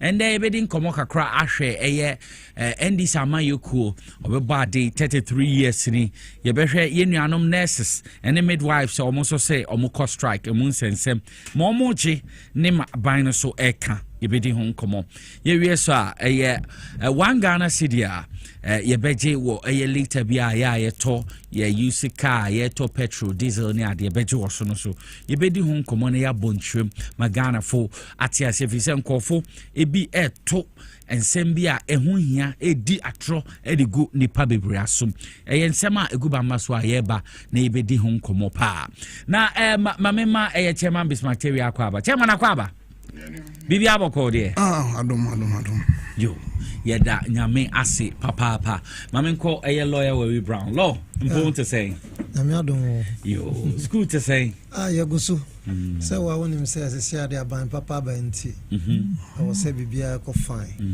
ti yagusu nti wo di school ne court dem kwa na wombre ho oniko wonim say nyame bo na ye be ma dia so ye jumadin nti me nya appointment bia me salary be ko so aye ndie me manage dia met me manage sisia me dey try appointment na this ya bro ya bro since 92 ya bro 30 years say 30 years yo nti lawyer David Wewe Brown so na yete ne nkano ye beko na yakohwe ye nuanom bia omokora hospital ahrowa omofa ya omo wuti adanse de ni bi kra obi okokowo midwife ni want wewu ndiema bia bradwe nti ase so ye bedi nkomo ahwe ndiema bia nurses ni hienti ama aba sa but aban no edikan ahwe se ye hwe 2025 budget here 2025 budget here say ye kase ndiema nurses ni hwe no ye de ka ho ye benya extra cost of 2 billion Ghana cedis nti ade a omunya abotre enhya hom ye reset Ghana momo hwehwe ni na aban betunya ya mo but age 2026 budget no no mo de ono ahyem nti meko no oso omunya abotre na new condition of service no mo so mu sa na implement ono na nche 2026 budget ne de aka ho because say si ade aban yes or they can extra cost in about 2 billion Ghana cedis a hard really pa anti when is sense me go bamba so a ye be de ho komo but say akradwa mama ye nkwohwe ye nuanom ayarfo bi omode eye omoyare kopie mu awapomuden bia ekwan omo fam bra omo bre ensem omo de tudwa ye nhwe mbra so I have to take her to another facility to see whether they can take it or not. So I don't know what will happen next. It's very painful, but as you can see, she's on oxygen now. So what should I do? I don't know what to do. Since morning I has saying yeba yenye obi ama ne hwe yin yetete asan na yede dada san nti aban no mpa bibi no onyam omo no mo hwe yin yesra omo a yesra ban so mo every time no pay but 6 o'clock e betina about 10 go 11 e da so sia say nurse ni bia my so be hwe yin yesra mo a aban boy na ye ble so now be doing Mami ba yo bi eni bono and I'm anti information we have to say be say e no possible say say my baba be home now be doing maybe continental okay but I didn't know you it's a brand my run is a be say me ba no mo check but unfortunately be do one me say so be eni ha oh now so and let's just say how Cecilia, how many months pregnant? No months. Oh, we'll find out, man. Oh, Cecilia, I didn't know, babe. Look of you. That's how we are.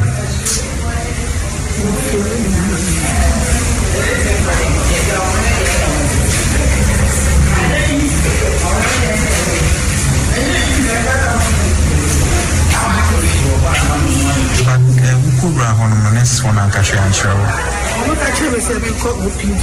I OPD for so I'm so good you do. So I'm saying for free.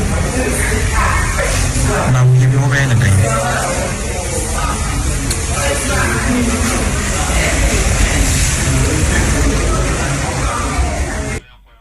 Masha video mamera ho wo hwe eye kasamfo yin etwagu sesi aya ba kon odi kan otike mu baby omo ne ko oxygen sine so mera ho ansa na we so oba pemfo hwe ekwan a osu ne ne nsu nam ne ho ye nuanom nurse fo ne midwives yesremu aban no ne mo akasa monti ase na new condition of service munsom because more de kakra fine na nyame ya adoma eye 2026 budget no ye di onu rema na meka hu na so ya amomo ya rehosem chairman Bismarck Terry Boateng chairman bibi aboko de niko bibi aboko ye da nyame ase wutie ye ma ene ye nuanom eye nurses ne midwives ya omako eye strike ya wo hwe ayarefo omako hospitals ahoro wo hwe bi oxygen sine so hu baby okonti odaka mu madame ko PD na esesa akwase hwe ni nso enam ne ho me am hwe kra me raho chairman yenti o yo ni komendase which ya me ni lawyer so eche ya tiefo nyina me am offer say ofie sante na also be bomi chidom businessman contractor there abaye na no so say na ese ohwe mu studio no say na konti o hia mama na kwa aba ya ofilate o latte akwapim ni de shepo o say free kwa bukuruwa okay me offer say ni mpon ti oye istina pa you no business enso business can one mama manage and so the business the onya tia na je easy me amemranti amena nam edimone gabi echi oli nyina echi party for echi His Excellency John Dramani mama and the Juros Debra any Jubilee House mpenifo nyina na party for be America credit na hu se ba bia meti and then me nim the idea de metena because me ni adikoka oh chairman adikoka so metena chense me ye middleman yes and that what na baby baby nso ma edin ama me raho no crack sanse ka ba unse na grass ni si ha ono me kakra yes but nyankopon de open no ye nye yen ye pe tembia obeto nsa frɛ no emro de ye ba no wanka obefa ya ko nso onka the crack the baby de na to be e na busua ne ma na chidi wabeji din waji din mra share ni football ase obedi amanyo semochi the travel and tour bekwa Wunya the body my fan travel and tour to kwan kakra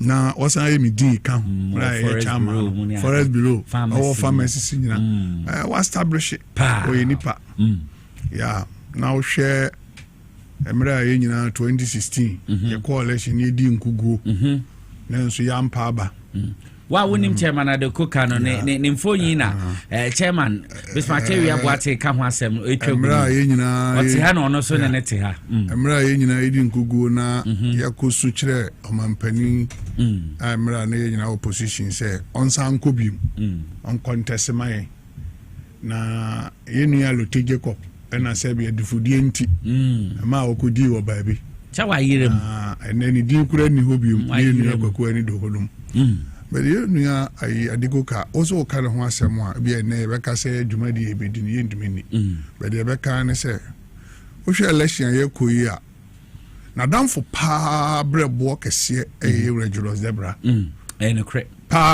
bia na montu bia chief vetu bia me ho na kwentu na se ya horo aboko odi chairman no one no Eura John Dramani ma wanya ni baby ayi atamisa wanya ni baby ko one no ono nso no ye onidi yenso ye ba ye ene chairman phone na ye din no okay now share say oye bibi e be ye no organize sisi ade amaye wow baby e ta kotra pa ye meeting ye holiday in on ye kosa hu say yes na ye ko jojo ye hu na ehu ni amaye o chairman o guy o guy o fam se ba me di na chime hu se o guy o guy to say nyam offer as ko fie sant ye guy ya wa so ye guy enti abusia ene fi ha e be kwa koma ogere ni abusia ya akọ na ne ka ne se adwumasi ni eketua ya ne mpanifo nhwe ma ye na ye nsabe nkum so ansa na sabe ya chekere boa de akoto fie ebia na mekan awerho kakra di wonimu ebia ne ehu so otiye na enzo ninka omunya obi so na asene kakra ka be ma na were achekere emra ebobodi ni ebodi on tisa wa hwe ye oni akugudura betwa hwe ko ye say appointment mi deserve afedi ni ebo ndi embani fo no so no aya oni hu se so bi ye former no ani ade a awere chichiri woni pa ho ya na ye de wona hwem bi ehu se onso ka ho na e post e poto ye ma na ye den efe me nka se bi e no ho ka ho na se bi awurade eto nsa frɛ ne de nanso ebia na ne nkomo a woni medi ehia aye kan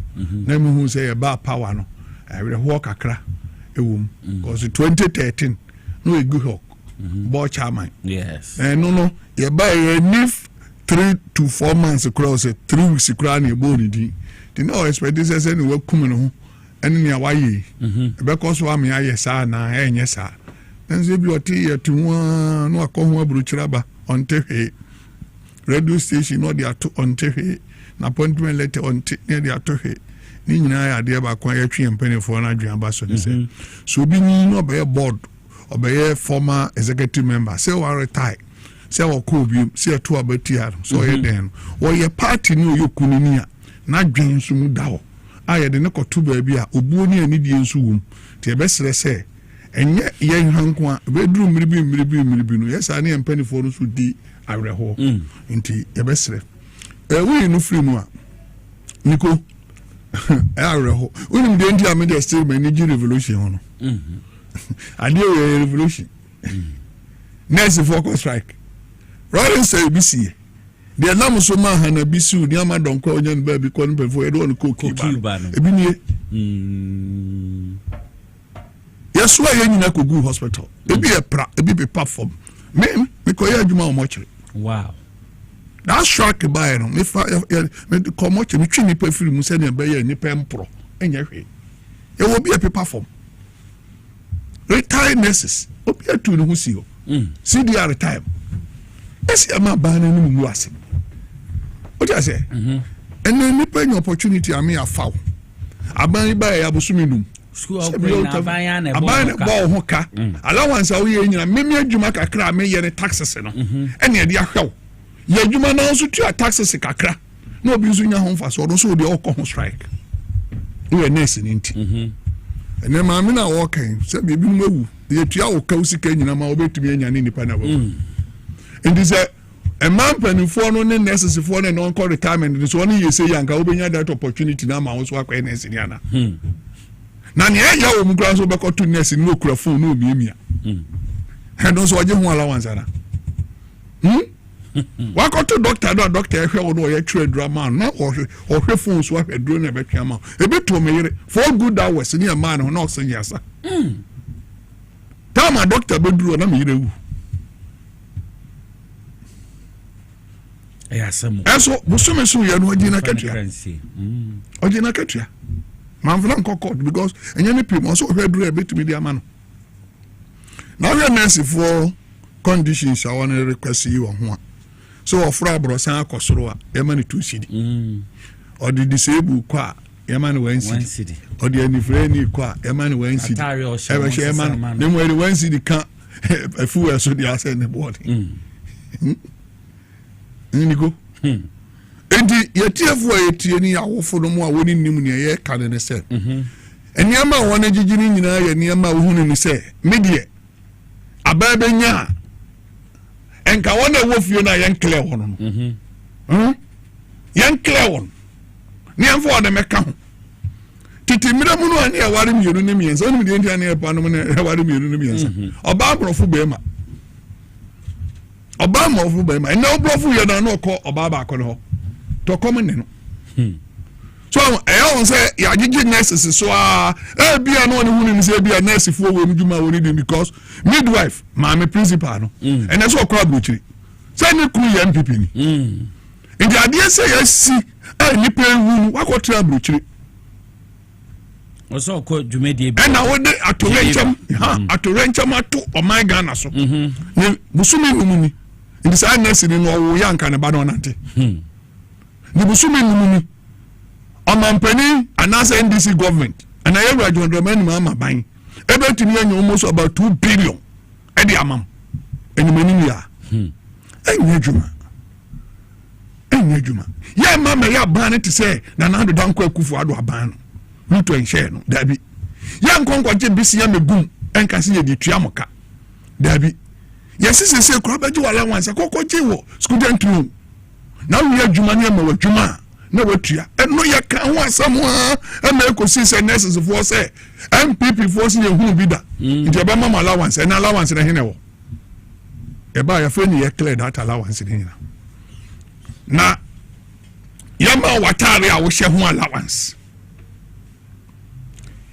wabusuye ni wu a ya ma hu sika wabusuye ni yare a ya ma 50% aban hwe no wabusuye ni enya Ghana ha obeti bi wai enya Ghana ha won te sa nyema eti seida edimidi si amami mi enya bi aka ekwan ya nurse for efa so o kira doctors say ye cause strike because they say nipa nkwankura ye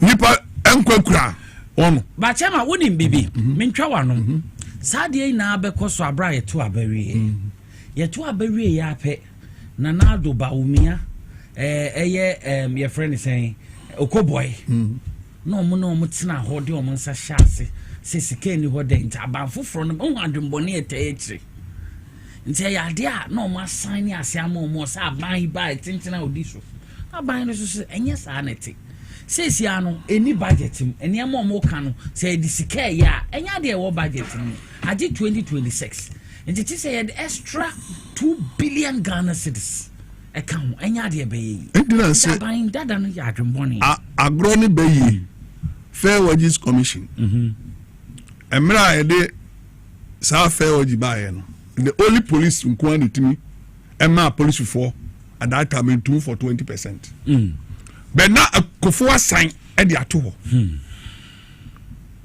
assign the ato say aban foforo no ebeba no single span na aban foforo ne aban ben nti just only two months only be lose election no to only di abro di ato but ye ba ye no aban papa NDC oman panin papa yewura John Dramani mama o se mo se mo no me nton twene mabehu e kan hand over note no e access and liability na mom sa budget na elu oye na de yentimi amfa nhyem entimo be ka yate mo ntwe mani pa nwuye ya boaboa ye ho 2026 ye be budget yentimi mfa nhyem media budget 2026 ye be budget ya de be kwa hwemu amam sanse ne sabio hospital na mo wono kra accommodation MPP for ntumi anye agenda 111 yentimi anye ko na ye bi yentimi ntua hoka sabia mpakura bi ni ho niama bebre ewo ho a eni ho say the saska we mam na mo kotra ho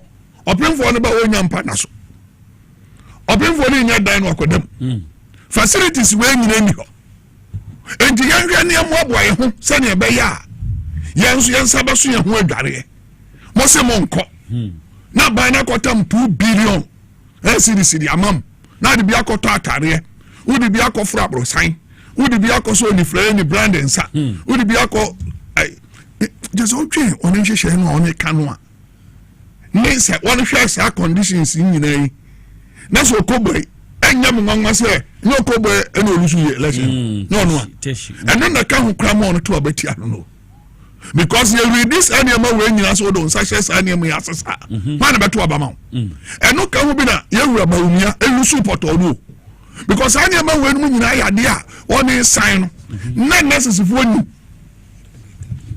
na necessary for you and so when you say enya niam papa na modeba eni sa modeba beto kra e beto obetiam because now for say you John Dramani mama e ba be yen hwehwe ama wa bre na enso ne ye kan ne say ye nyi wona no nsi bone say enipa ni wu a ewu ni de ye be sere won ono na eje nkwa ene wo kwa ye wo de o check you and now kwa e woni o temperature and now kwa woni o yo say and now kwa woni o ko di aduro and the pharmacy forces is also a striker na yantu na katuem na momo nurses for no so ya pagya makatuem a o ko di aduro pharmacy for obede no akọ doctors also say ye wie mu de yanso ye hia allowances bi the doctor say ma nurse ni no obede nso akọ adwuma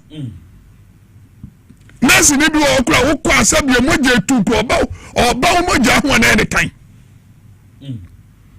nasi ni wodam paso ode wokọ no wo pia okura no yire ni ahwenchen nasi ni wakọ ayemia wokura ma wo no na any time but aya djuma bi abeka cho se teacher djuma me ye bi ahwe na makatu ya wosoro yesere nasi fo manam ene ede mo koy ye ne hweamu ye ne agi loan ye ne do ye ne bring ye moja ni ne ede ma wo na se wo ko na se nurse ni hwefo so na wo hwefo na se ubisa na sam kra de wo obetia wo no obeye mobo ede ne wo se aban na ba foforo wa mauska nti ni pangu nti aban so obema muska na so mamuska kwa be na mafaso nurses no yehwe appendix A na ma omo eche ensem omo kaina na yehwe ose calling allowance 10% basic salary ayemfe manu calling allowance eno na chire mu amatie buachi call ni phone call allowance yes ni musa no chire so na yehwe height and debt allowance ye chere say baby omo won say ya brosan first floor na wo betua 32 40 meters 2.80 2 cities 80 pesos per day enti baby a say abansura no so baby owo no na ebehwe tua ye wo 41 to 60 meters 4 cities 20 pesos per day 61 to 85 meters ono so 5 cities 60 pesos per day and the additional 10 meters so kan ho and ye the 2 cities 80 pesos a day no so aka ho we ya there no so cost tools allowance ono so almost say 7 cities per working day bia tools ni tools allowance ne am om di adwuma ne ante one neto on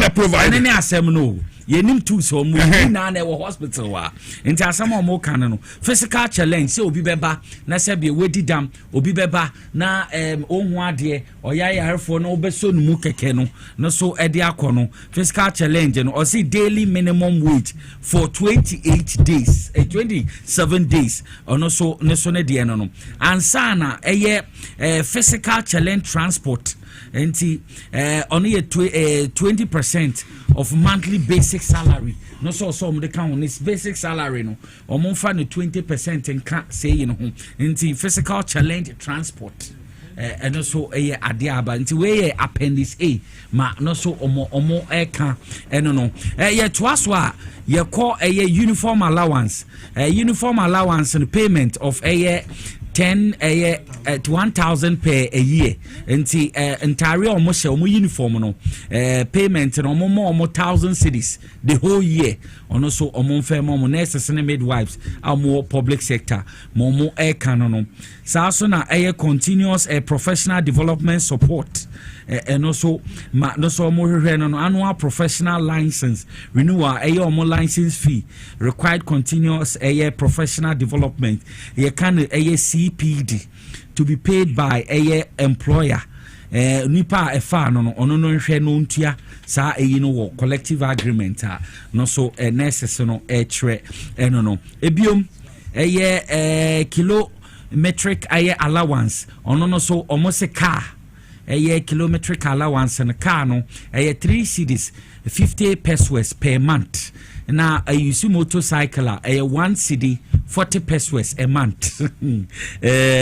Medical subsidiary no so and a subsidy on also stress employee no on the bushia for any sabio number of 18 years and below almost covered by NHIS National Health Insurance scheme no na payment of 50% of the cost of management of illness not covered by NHIS nti yare bi o ha ye behwe say e bia na NHIS ne cover ono no so no 50% or say no so aban no otua edemo or refer to section 2114 nursing and midwives no so ne de no ansana ochem nkola above 18 but below 23 years and one so more school nina no so mo cover by medical scheme no for grant funeral grant mo fenche me funeral grant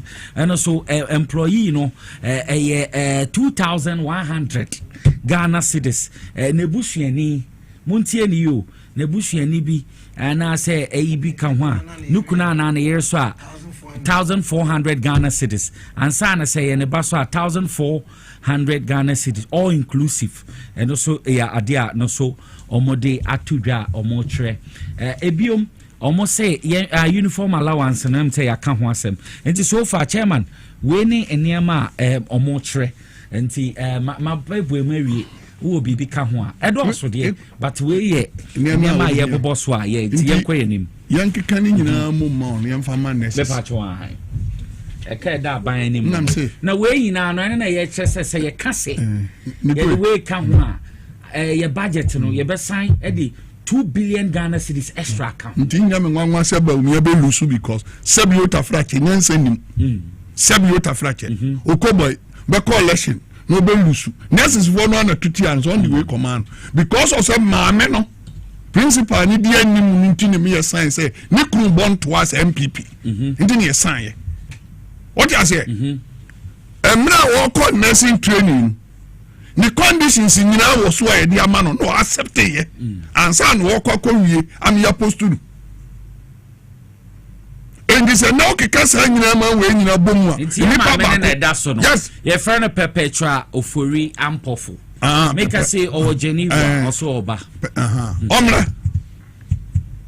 omra o sign we say mon strike am strike no two kwan it's only pa bon for to say oba ta when you can oba tampa oni abadaye Our Badaya 1 year Sanyama will go to say a buying sign, Nana do Danko Kufu Adonso, and finance sign chassis. I'm don't sign to one Jaho. And the Jaho call. So we did like I said, economy Bay, Bibiabe Kosra, the next government. And remember, so they how need now see Abosumemi and son, Nana Jessica. Sabe patron poa, Fua, any idea, before electricity in Punu. I have 5 days to Sika him with die. Then access and liability no the die. Sika him no the die. And your modern money, and your good finance minister, and your good leadership. The president, Papa, and the chief of staff with penny account, and I'm managing this economy for just 5 months. I'm here who say, Ampa. It is a necessary phone call. See, I just say, can you say, oh, Frabro, say, I'm out 2 city, oh, free way, I'm away, disabled, I'm away, to one of disabled in the field. And to me, the major videos, like I say, young man more when I school, I young clear one. And my name is young clear. Near morning, corner one, so on is one of your Juman and another Danko Kufuado. I bind. And to no one who and this are buying a John Domini Mamma on interest. Copies and one of negotiation every year. Now one way near be being one and call. And call you must see many pen. Sayani sa, Ubi able to come on a call. Yana sa. Obi abetu mirika me na ko obi awofo be ka kire the baso wonko because ba bia du ya nye be yinedi se Ghana discipline ama nyame nkoyie ya fia ko Nigeria sabu ye ko soa toilet obi ko onye Messi no obo plaster obi ko onye painter no den tuma se form no obo ni na die skanti nyame ya duma ma Ghana ahoto etise wa ha. When you call your school, add allowance, Omamia, Bura Hasuo. Mema told me, Mamma, mature taxes, yard, ya hell, Abedu me. A doom ram, Yaria me qua, Okach me say. Disabled, Abekosro, Sodden Sa. Brand in the flame, you was Sodden Sa. Wataria will say, Yama say. No abuse you any Yama say. Nanyama would the Yajuma too soon so. Yan Tomo, Nanyama go, a one Iodia.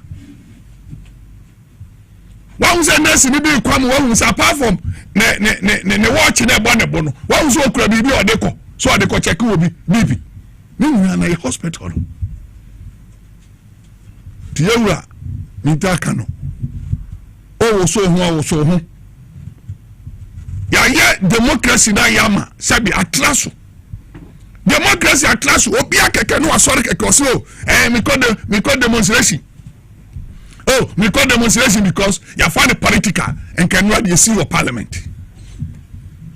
Now, me boss speaker na baso. So shout to ranking member no down. Now you say any we want to be in review of parliament at that time. Now people who am young proof when you and son here beko. Now some ready one not den day. Now you say any we want to be and fan come the kwa majority. Namu call who so call majority 137. And to me I'm young proof. What pass na mere ben? Yes na mere ben. Mutua bi and ye meto so. Adamu antua. Na mu just escalate ho adamu anya. Ye wura John Dramani mama. You nim so second time. Oh baba ye djumba. Ama Ghana for. Enya age. Oba ye djuma. Ama Ghana for who say ampa oba ye ba. But in this case, you need it. And then you need it.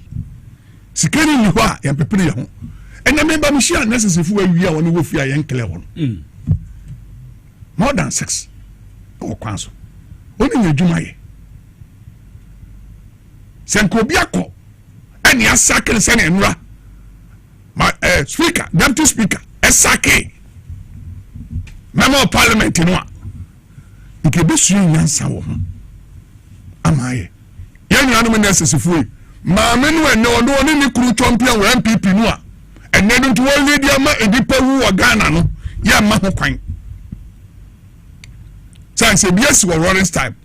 I'm your Koya Juma Hama a Jimmy Pankwa. Necessary for you pet. Much if was one to become. Much if one year pet. A doctor says so become. Much say. Yet, how near my near neighbor to end this year buying. Into budget na ye ntimi see one school block. Ye ntimi see hospital. Ni WMP for catch them, say catch them. No way. Ye ma ho kwan. Ye ma ho kwan. Into amampani ebi gufie. Twen say finance minister be clear one. Yan clear one.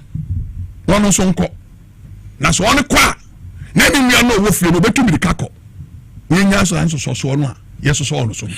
May I say wonderful submission if he chairman na Terry Abuatin Bismarck ho. Na yeti no men call where lawyer we Brown yenti. Yo Nico ansa na meto aso no me nso mefoa me bra penyi ya kwa odima ade family. Unim sa de me no so the last program I had before election 2024. Me at the end about program you so immediately after the election the first program by so no mene na eden ebe program no enti ya maomu yako na niko me wo strike actions enya boni o na butai anani enti a wo ye strike no o so hwe say justification bi ewo mu a anase bi onyansan bi ewo mu a ama sa wo kwa obi etie wasem a omega say oh strike amukui in fact justified maybe some questions bi o me sure say emra na nurses for a draw sa conditions of service we no na dollar rate no na nye 10 cedis na dollar no be 17 cedis plus the time draw sa conditions of service no na niama boa o omanga na mu no different na oman no mo aye dendende enti omunam sa conditions na wo oman mu no na mo dey draw sa conditions of service we enya sa na tie so match conditions of service to the status of the economy enya sa na mami so the first question it says here oman no ye flourish niam ye niam boy ba form no e banisen na omu demand more, so it is not justified. Number 2, Emrana NDC was so I say, unless it's for yantimi entua a friend is saying allowances for nursing trainees. You say baby nemamu ye the tools baby baba jumano nurses for some peniso. Now MPP baba betua allowances. Omuto abetia NDC 2016. NPP ba no allowances no kra omontimi entua.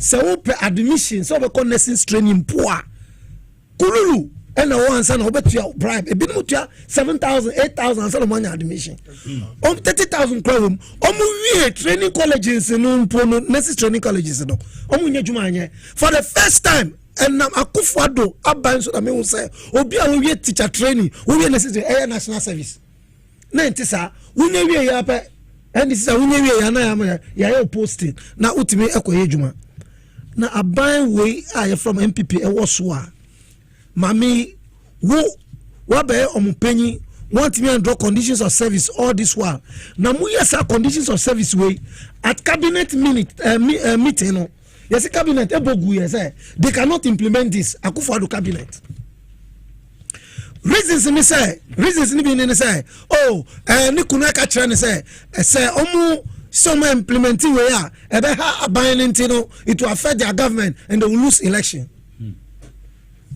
The same thing now we are single spine kufo signing here editu ama atamils by here by the grace of God nyame man nyansa wisdom you implement here no enu bia no mo down on person mo here sesi ano I want to go and talk about Nyamano one by one. Hey, call in allowance 10%, commuted overtime allowance 20% of basic salary, and 30% too. Sanyama we height allowance. Na mamimbi so height allowance next near wo fusru elevator mo no be say you are not like obia oye ECG juma what fruit pola oye juma no pole no you are going to stay in a room room no timwa enye say wo hangi e wo wi mu awudi ejuma now super height allowance mintiase o sebio omu de ladder omu full ladder and some call so ko ejuma na say omu use stairs any elevators height allowance now one minti here nurse no okoye juma to say is it going to operate like an ECG meter fixer and now electric pole omo mu ejuma electric pole 30 to 40 more beji sana 40 to 60 meters height allowance 61 to 85 meters more beji. No, I mean, so now let's look through a bind through. Are you going to hang in the air to be working? Because height allowance is for those a jumana wo you will be at a certain height. I would be a jumano, and because of the danger in it, and mommy be so na ya chara dey university you full height. Sometimes some of the things you see, your money be wa rural motivation allowance. You for President Mahama Nkasa cry there. Say, unless it's for teacher for and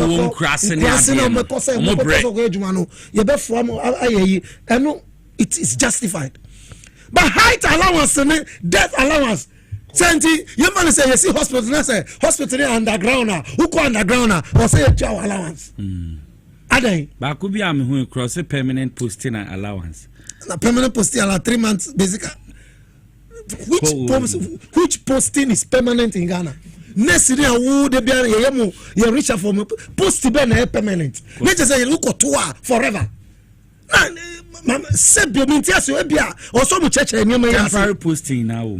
No, say temporary posting as a go him. Minia, oh, two allowance and look na kumi you minti ase. Now and be nurses. You see I respect nurses. Oh, Nico. Ejuma bi wo ho a a calling. Who shed titi in the olden times now, medical profession, they say it's a calling. Nature say Nyami amfani sanka wakuma ejuma won do how person be sum nipa.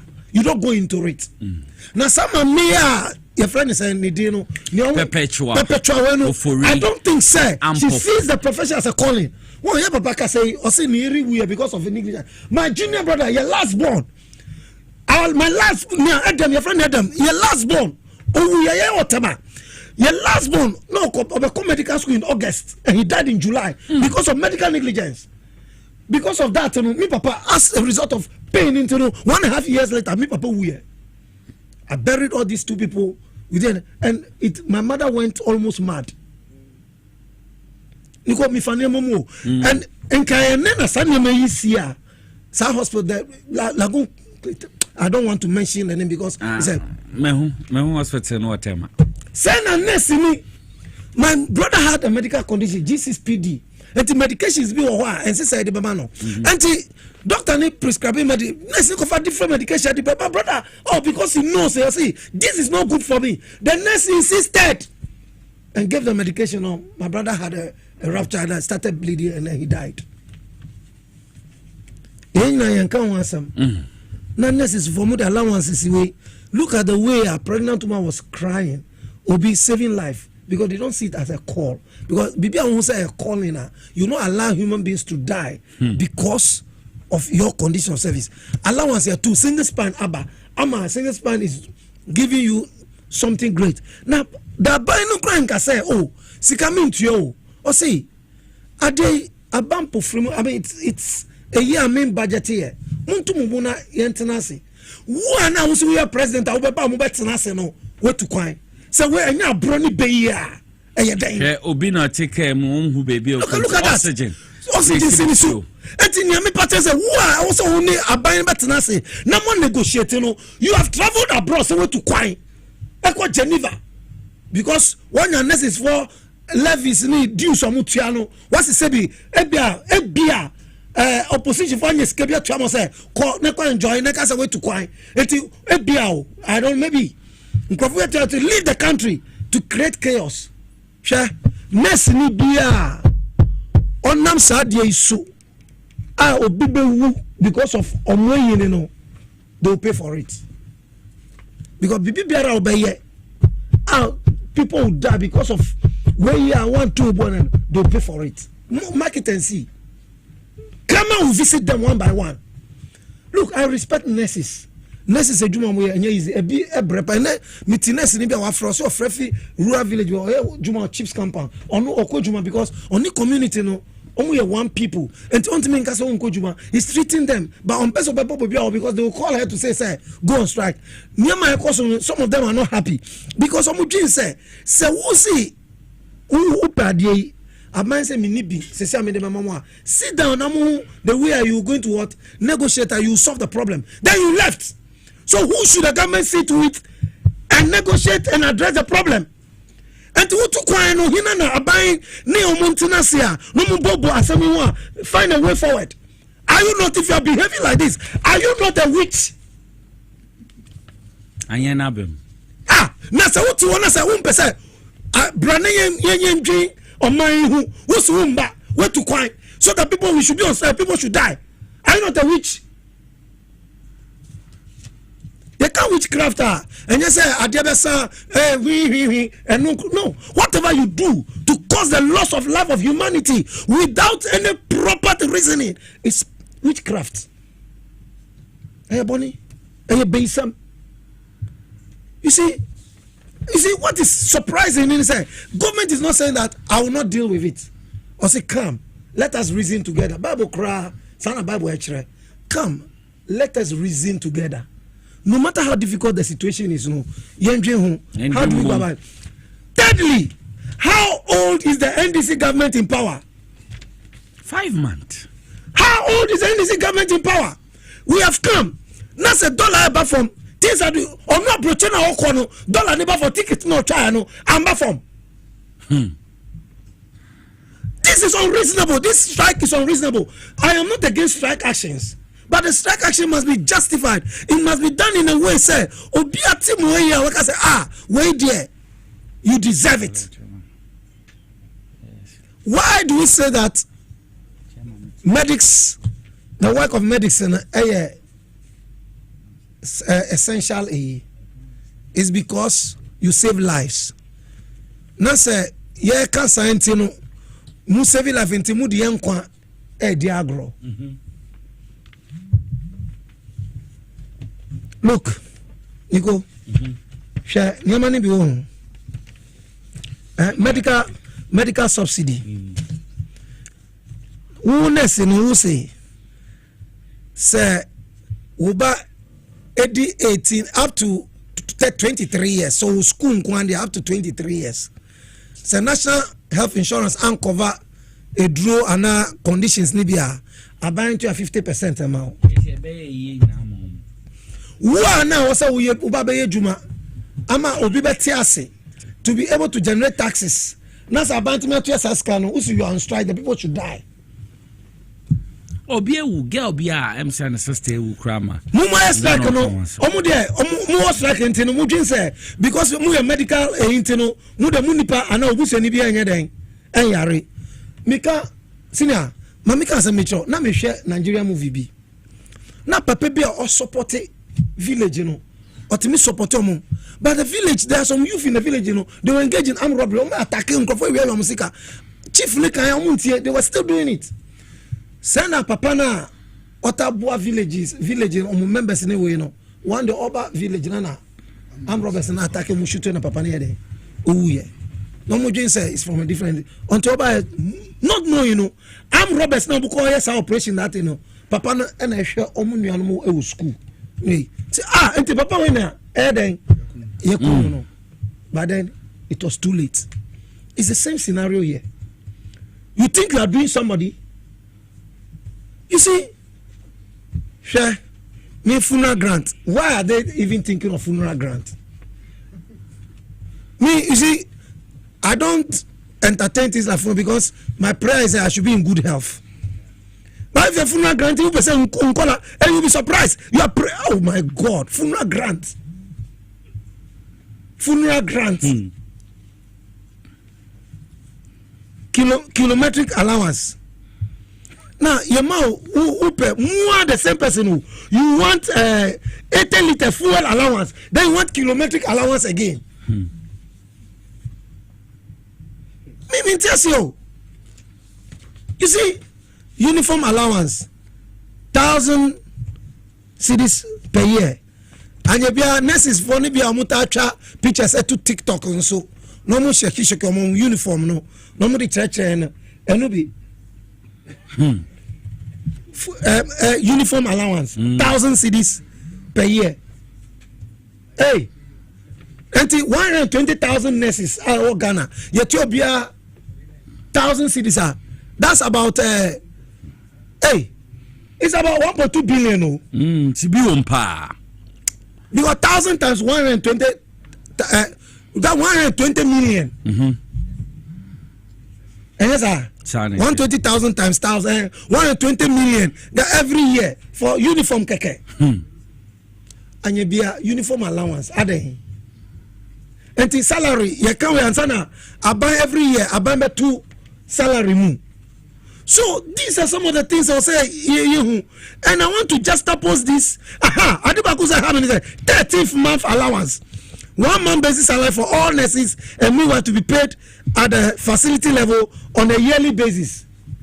See, this 13th month allowance operates our companies are profit oriented. Some set targets. Now some meet targets na bruswa. Now oh yeah, bro targets and let's appreciate the workers. And the 13th month allowance. Now buy juma target when profit when mo 13th month allowance. And now say ebia the more people who die, let's just say they have achieved their targets. 13th month allowance. How? Is it a profit making organization? And for me, no, nurses now, they don't see the profession as a calling. They see it as what? A profit making venture. Because look, Nico, I'm a teacher. Meaning say President Kufuor say, if you are a teacher, you can't be a millionaire. Meaning say teaching kwano enti me making millionaire ntino me the profession for Friday account to be balancing my situation, so I'm not complaining. So at the end of the day nyame ma do me tia se me try there. Sometimes ut me try there uko show students e was some gonna help put me who student they help you, then when you see them you feel some inner satisfaction for the work you have done as a lecturer. And in the nurses all they want is money. Is it all about money? Please, once again, our nurses, revered nurses of this country, we respect your profession, but we should not tag everything toward Sika. And yes, sir, in Sirane Woma, Murisha Microphone. Look, metime share a bit me yare, Omuko hospital, we are nurses nibinumo, etimi tianti omonpono. They exacerbate the sickness. But what make a shaness in Libya? Who could one back a sacrano? One Yareno Crano Ide Abafom. They should think about how they can handle, let me say, sick people very well. We are thinking of what on your door, when Mama, your friend is saying, health. Grant me for her facility. We are improving all these things. Are they not to help? Are they not cooperating factors? Ebe boa necessary juma be tumpo. Na se musi tools be na necessary to omo pe tools allowance. Do they buy BP machine omo di test no omo na motor? Mami mi so. Tools bank. Tools bank. They should tell us the tools that they've been buying. We don't provide. That is why I'm saying that this condition, me assure say my suspicion is that the previous administration, Akufo-Addo buying no munya dia anteno. Etina necessary this condition way, the patterns are buying no. But now that things are improving, this condition must be thrown away and be revisited because things are moving better. In Kanesis, I can say, you need ambulances, your hospitals are buying more ambulances. I will agree with them. Who said, who shares woman? They have not even talked about what staff bungalows. Say, Munsi staff bungalows. My nurses, we should be close to the hospitals because no, they don't. They are not thinking about some of them, especially. They are not thinking about the safety of the citizens. They are not thinking about the health of the citizens. All they are thinking about is money. Because they say, because Akufo-Addo buying Bruno, Ayama, there are things that were called, or become military. I want to serve my nation. Obeko police, I want to serve my nation. But because of my adena ma bibi adani political police ni or drink say make what kojina kwanso the money I can make from road me cheap drivers sika metimianya neseni onu enye say calling oh me fa keke because of the money little money I'll get I'm not getting job to do enti ejuma enye ofre man ntino opeso ye teacher ni onu so ntimi nchira de nso no say opeso ye teacher ni because I say ejuma ni ho meda say lawyer Wewe Brown he set this country no submission mamen call chairman hobi ma yenhwe eye Ghana kwan a na nado danko akufado Dr.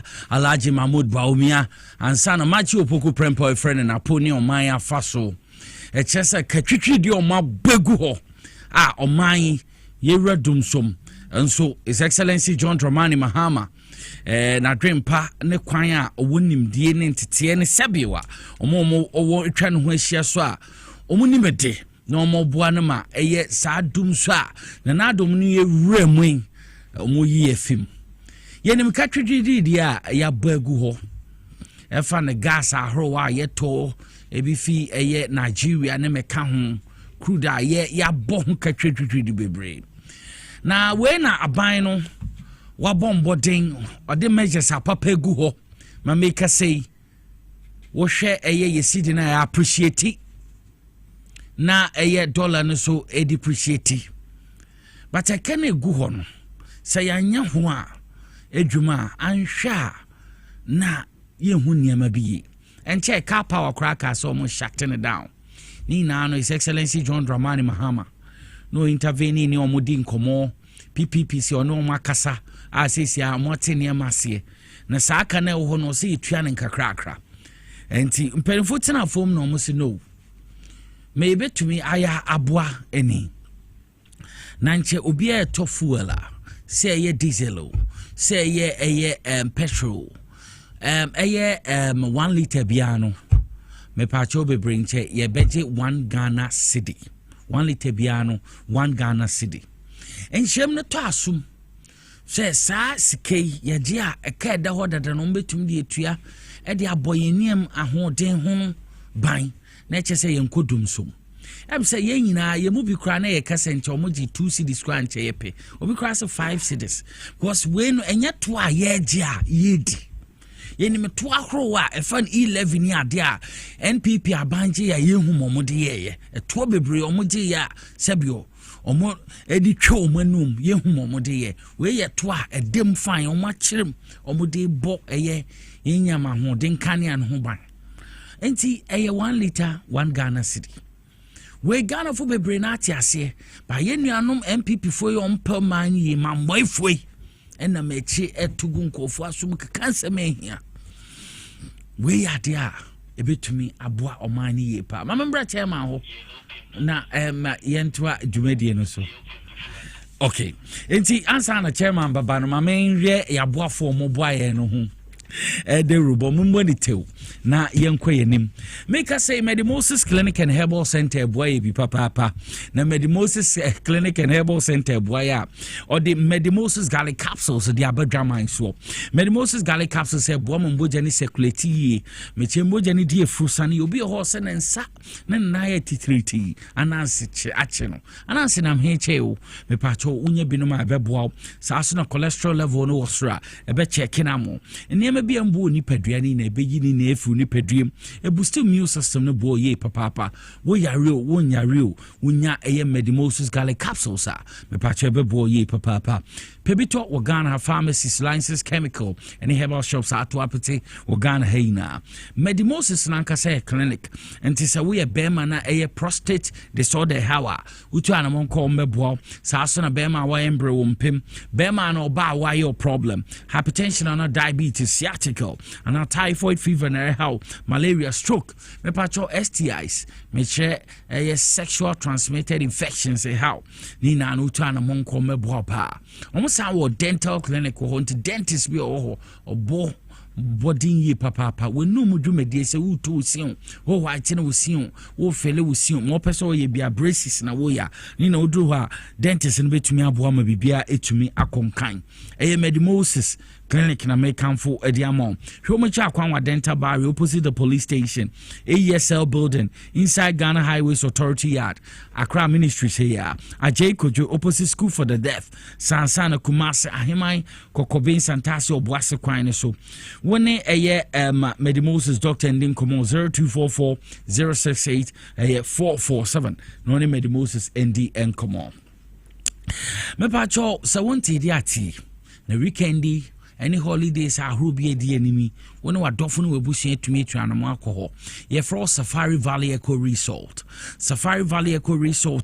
me pacho bebre udru ha weni beji omuye adwuma 24 hours and any time you be dru hobia weni beji a 4-star forest a lodger resort udru ha e bi in West Africa ha any baby ade okre district a dewu ho na obehu Safari Valley Eco Resort me pacho bebre dia na wudi say a continental na local dishes ubenya bia di ho sa so na accommodation a wudru ha bia obeda woni problem me pacho omo private swimming pool no so wudru ho a wankasa wo dan ni wo swimming pool ni wo de wabusia fotumi ekotom mudware embo ahoro ayentam fa ni hu abre yakozu ene yetutu kwan anse ko hu samboi eye zebra antelope ne eye giraffe embo ahoro ni na wokọ Safari Valley Eco Resort ese wani obehu omo ho mepacho ehwe ni kan yi na omo canal bia echese nsu nemu a utumi de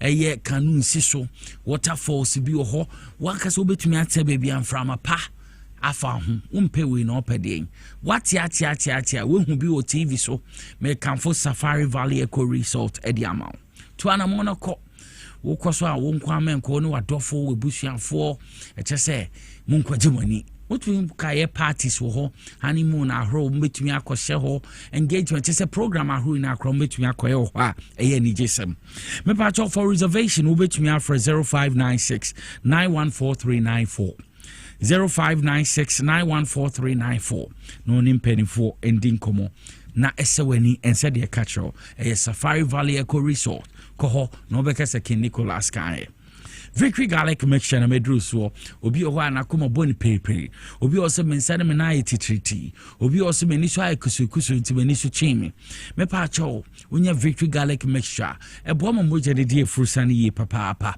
enye na Ghana ha bebi eto adru bia udru ha bi se dru ba kope your friend Victory garlic mixture me pa cho bebre saso no pharmacies herbal shops in awokwa wonse betumi akabi won kran ha dia ko Kings Walk Herbal dudu bi opeso tukoto no wonse betumi akabi frequentra for the edri babade was 020-129-3280 and 0242-545633 no impeni for ending komo insunini your friend X natural mineral water yen kai sensu bebre wo dwaman so benyen su bia no so wonom nipa da seni me koye insu we ye broni nsa no nsuo ya sono so enuanu nduro bi omudi eguma wonom ebebu nipadua no nti X natural mineral water na make am for the amount nipa de ho tumi also to stay hydrated na chese insu no wo nipadua fi say ye nipadua insu gi bebre na nkasa na nyensu bia no sa wonom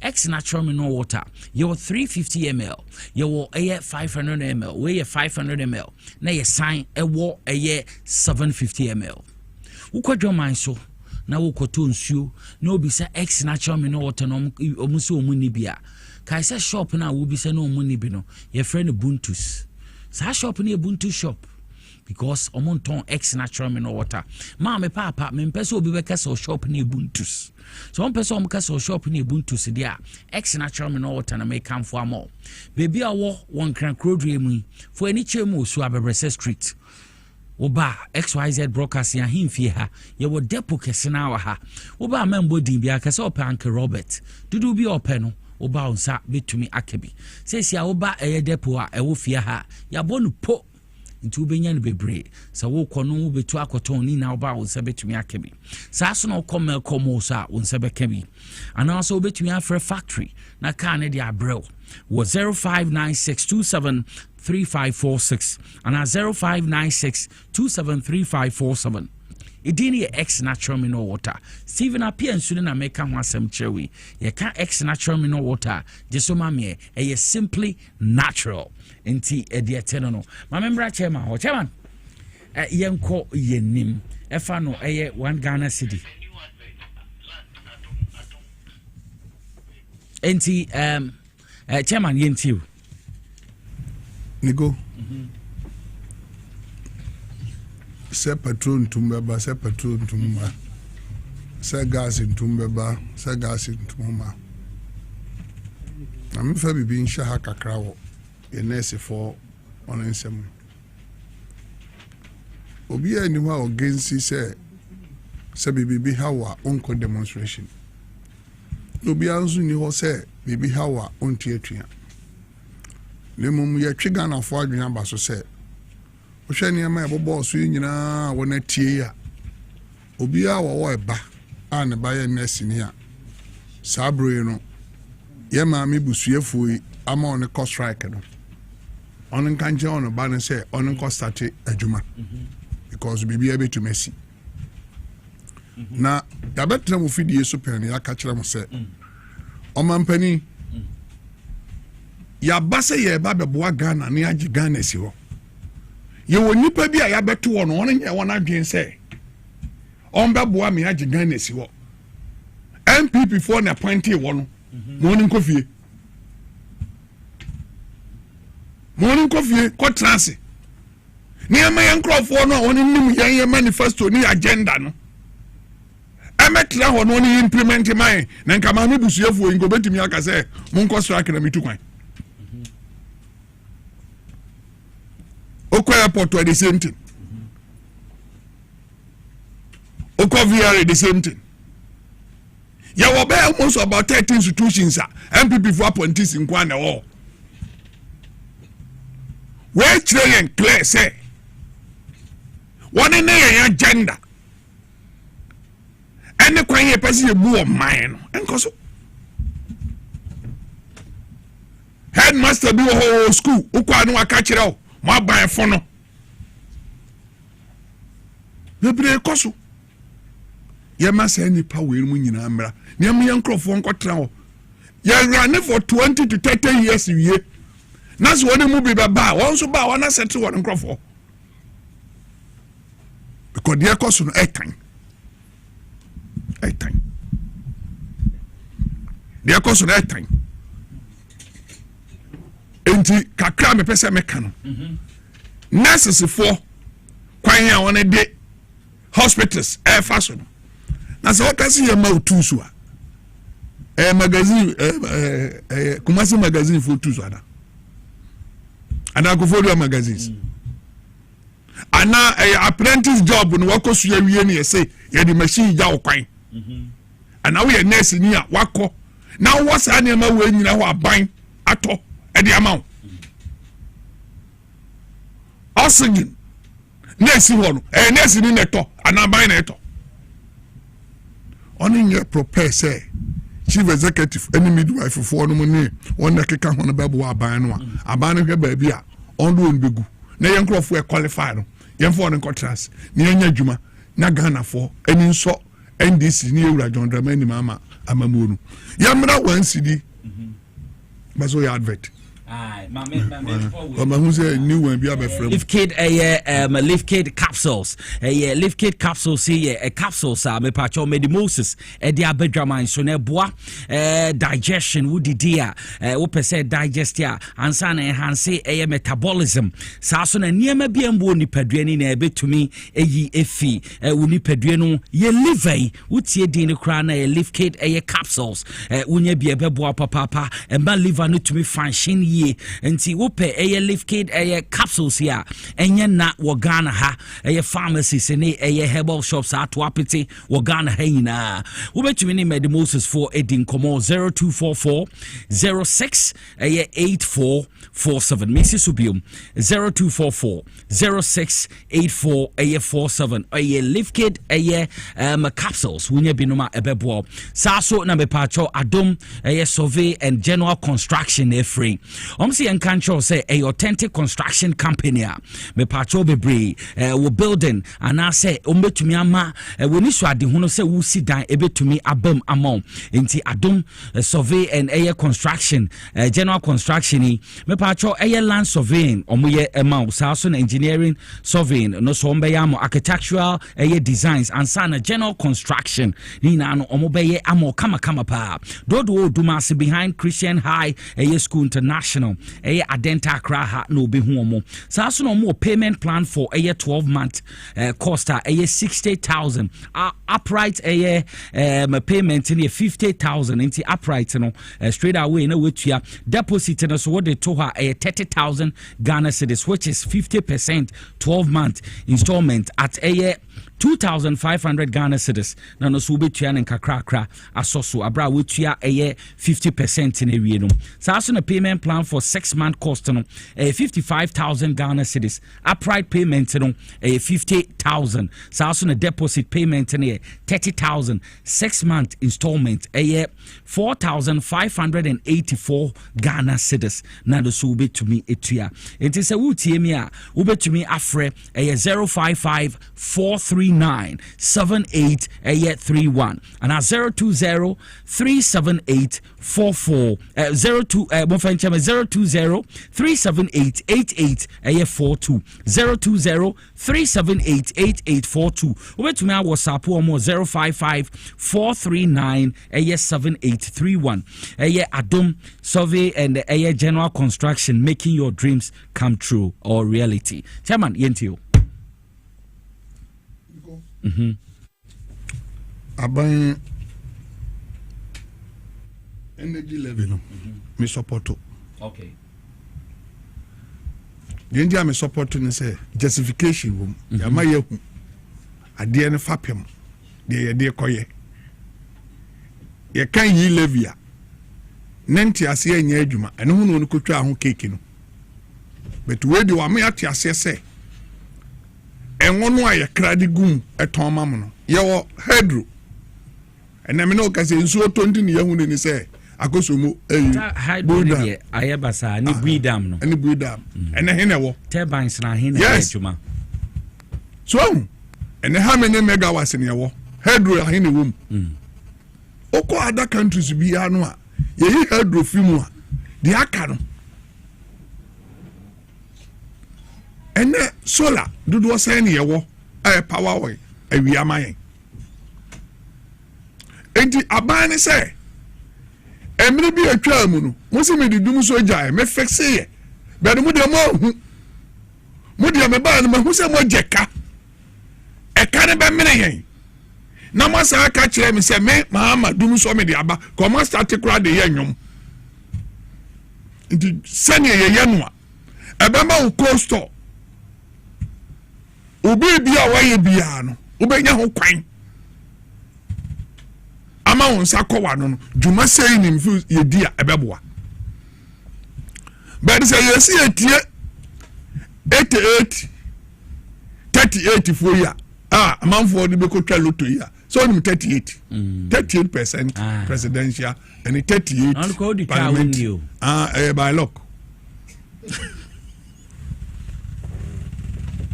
by luck na count that nti yesi etie wono a omani nkonanim MNPP ko ne to petrol na dollar ya na RGP ya gas ya na yesen enne ya na ne na nsa me koto obi ya 11 cedi just 1.1 old Ghana cedi. As na kitwa no wota almost about 1.8. Kese na wota old Ghana cedi almost 3.2. Ene atia ba form e wa ban papa Hewura John Dramani mama management a one manage country no. And I say me the one cedi beto patua katoa bi akotoa ubebua akotoa baako me the one cedi beka me quality tidiem akotoa baako me the one cedi beka and na petrol no ani etono 17 cedi no and na bedu 11 cedi na mo mawese mentum biem na yatimi amobia ho han no na yatimi agigi sika no 1 cedi no na dia kokotua se ka no MPP for dia ja over billion no egu ho no se be yadum so ma biem ugina parliament is awon tiase entibuko wura GPR2 from Ghana Transport Association monko mo nya adwuma one try say ye chirechire mu wie no hu say e ya de papa to na twe demonstration assign enti media metie mi car mi eba no me to 5 gallon 10 gallon yes see the gusua metua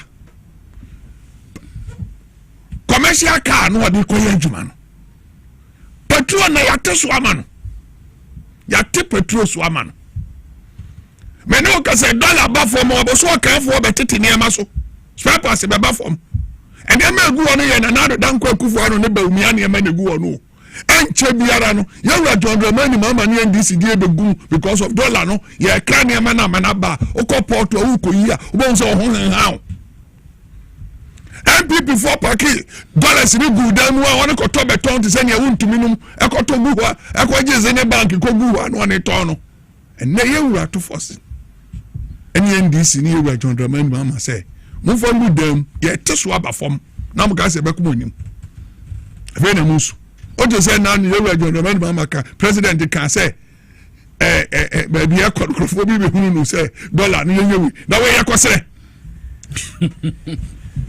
a good management. Okay. Enti me di manusin. Na me di America say. Enye net 84 no be kano e na yetie 38. 38. Yeah, 38. Okay, 88. Them say 88 in parliamentarian forum. Okay. 38 and 88. 88. Chairman ko enim. Say 8. Any declare 8. Say send to down. Soon ya babo. 38% for. Ba umi 38. And I yentie afanyo market 38 ni what them horo. You see your policy they say. Yeah, energy levy. Yeah, DJ. Near the akutia a trade ye pipim pimo amoja wo ho no 4.1. Na ye ja ya dankaniam 4.1. Na cost of one ma me no say but mahama ma ne na mo pro ye no.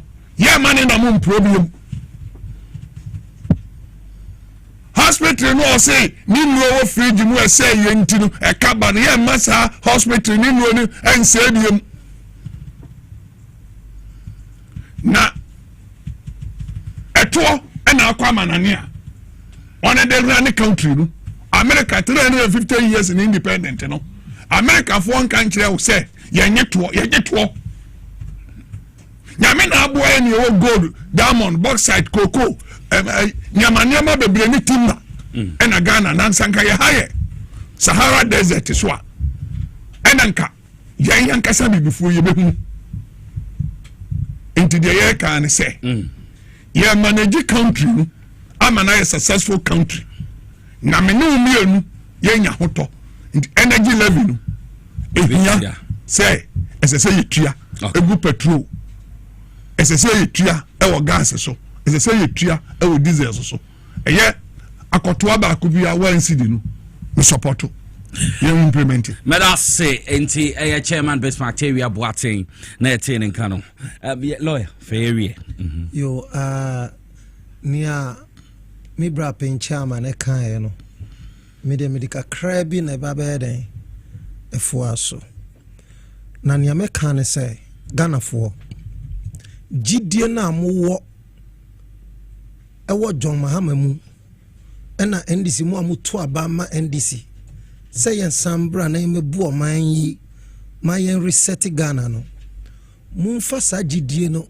entayechi ewo sa energy sector levy ya 1 cedi per liter ya di buy because enye sika e ba beji a ebedi sika yɛde ba betua $4.1 billion debt a ɛwɔ energy sector no mu na abra yɛbɛfi aban mu na yɛwɔ esla na yɛwɔ sika egu esla we account no mu MPP for ebedi saa sika no ama mo de esla levy no kra de collateral sisi asike bi anim na wɔn adiba ko a mepɛ sɛ Ghana for mu hu ne sɛ first na yɛtɔ diesel 15 cedis per liter no and 90 sabium abafom te abafom ba 12 cedi na di 1 cedi kan na 13 poa ye de sa 1 cedi no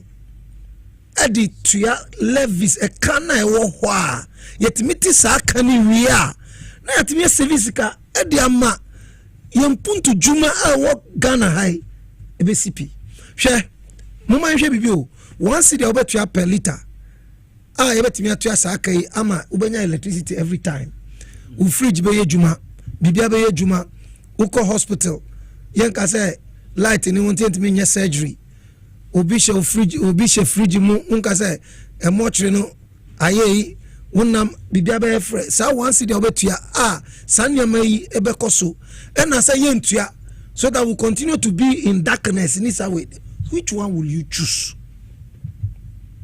Na Ghana for munji NDC deal because near NDC first na NDC before I lose 2016 election no Jomama see mintua nurses allowance me the SAS can see hospitals ye the SAS can more enrollment ama nurses for every year on many juma or hospitals akufo ado eba dada no mo ba no o mantimi anya sa but NDC ni ama kan otimi ye enti mumboy PDS mukai PDS mukai say nanka bawumia ena ni huka ni order Gabi Ochidakun muni finance minister Ken Foriata sisia wada ni fugitive yehwehwe na obia yehwehwe no so me answer when all of a sudden o see oyare or prostate cancer so prostate cancer enye homa no ebonya nkopon pa se onsa na yare sawa baba yi asamo no nti usu yare yo ebonya me pa se onsa yare but come back and come and answer questions anti Ghanaians mumen hu say ye pese oman enkonenim ade ba ko ne say yantua sasika na what it means in say bia sky ye de ba siese ye kwan sika ebia ye de be yempuntu juma ewa education free feeding free SHS ye bo ban ya ba ya je atuma ye ni siesie no nkola mu didi once a day se sia they are eating 3 times a day mu didi ani papa yentimi nkofa sasika no embetua energy sector level problem besan ba enti muma yenjintu ma adiba kwa ye me dan say oil marketing companies no ni we no chamber of almost say enye sesika no ana levy no omunjintu mu but they want government to renegotiate that starting time no and omuni government at here amasa starting time no ebe I think 16th or so anti Ghanaians muma engineer ma we ntum na yambua ma oman entompo ye ya ne sa ebe boa na ye pese ye chichire oman yi resetting agenda no aba na president announces say on the 1st of July 24-hour economy no starting in our ports Sanya Matakradi ports and Tema ports we na eyampuntu juma eba be koswa Ghana ebe agenda eba be ebe boa yo one Bennett na yemfen sorry so NDC nya 33 years ebe boa de say radio so chechim kakra bi 33 years 33 years yemo yitrim kwan say NDC enya 33 years so 1992 time June yenyina yakwaji 2 more Cape Coast September 1992 ohwe yempanimfo an ebinum kɔ amenu yadiko kanum ka ho na woni nyina kwa emu nyina yakɔ okay yakase akire mo ye omri bi ye beba na ya kire ndisi fara ne fara bai ene ba bi epim ene ba bi ekɔ na tiefo tia ya ko ye chia ko hu se NDC party a esese yi jam party asese ye koyenim indi samre ye ma ye hu nyina hu trinkwa ewurade ye fo na mokọ ewura munu fie mu kọ ewura isifo ali kọ empanifo bebre ewura tamase ba yen so obeja legacies to homan e be see dan de see homan enne MBB fo ani so biri mu wono fanda nyama bebre fanda nkasa so ono na party ne di ne gina yen so kọ ewura JJ Rollins ye mo ni nyina ya akọ yen so ya ka kire nu ye mpanifo legacy on di jaye yen so mu ye na yen so ye kwa enya ho da achi aka na minia ye woman treasure ba ko a meka se woman kuma 20 we dey mesre friend Kubansa oye constituency treasure e woni dwaben saf okay ami aton sa friend 14 fu ya ni be yi no e wo ko fodu ya Anwra town esra do ya Kofodu Anwra minim hopa ndi mu nyina mo mra esra do forum ni adofo mo se Kofodu ya de bebi am telefa oba baby a one year mutu hall me do ba kwa kohwe esra do forum se me beda chairman so edam so nti mesre se ebi no oduman kuma wu afa no abọ no ho modin a ohwe me yeto aba wie ye hia sika ne ho ne ekwaje no ye bibia oso okoteki over kura o mastroke ade anche na fofu edware na bam na ayere nya na fa ne currency nsi ni kunu na busu nyina e mo bibia ya akọ kakre bi lo ye embre 1992 na me bru 18 years and this na ye wo mo ya tene mo ache but essence ye me we enye de denti no kofo enhu ye mon kai no enti ye guso and this ye sum ye be sum na sebio appointment about fine ambanso a ye be sum party no eno na ewo mi ana me din chia so ema ashama fo na me coordinator ba ko Mr. Bani ene ne keka ho chairman yesi oyare chairman yare pa conseil chairman ba nyame ado yesi ne ho ba ga bon pa ene ashama fo na me chiamo na niko se me ba ha me ka che me wife se me ba on of aso me chia me wife Mrs. Elizabeth wo ba ne me ma mo hwe me che bi biara enti NDC there mumai na yen kambom na yen man resetting agenda we enye yie emma yen tena so at least for 32 years ansana obi baba omaba me chamu nyina okay Mamenda production team ni na Mr. Kelvin Asante omomo MCI na Amenda cameras ase menua Francis ene asofo principal na Amenda omase omom siesie na no menda mase ye ba ye musu na poma chechekuni akra kofida akon edidi so pa ina kan na de brain ye from me Ken Nicholas obetumi afre me the chief driver obi am my confused enti ahana edibesi yesu amba ye be share the BDB. Yamenka Hunun Show. Have a wonderful evening. Bye bye.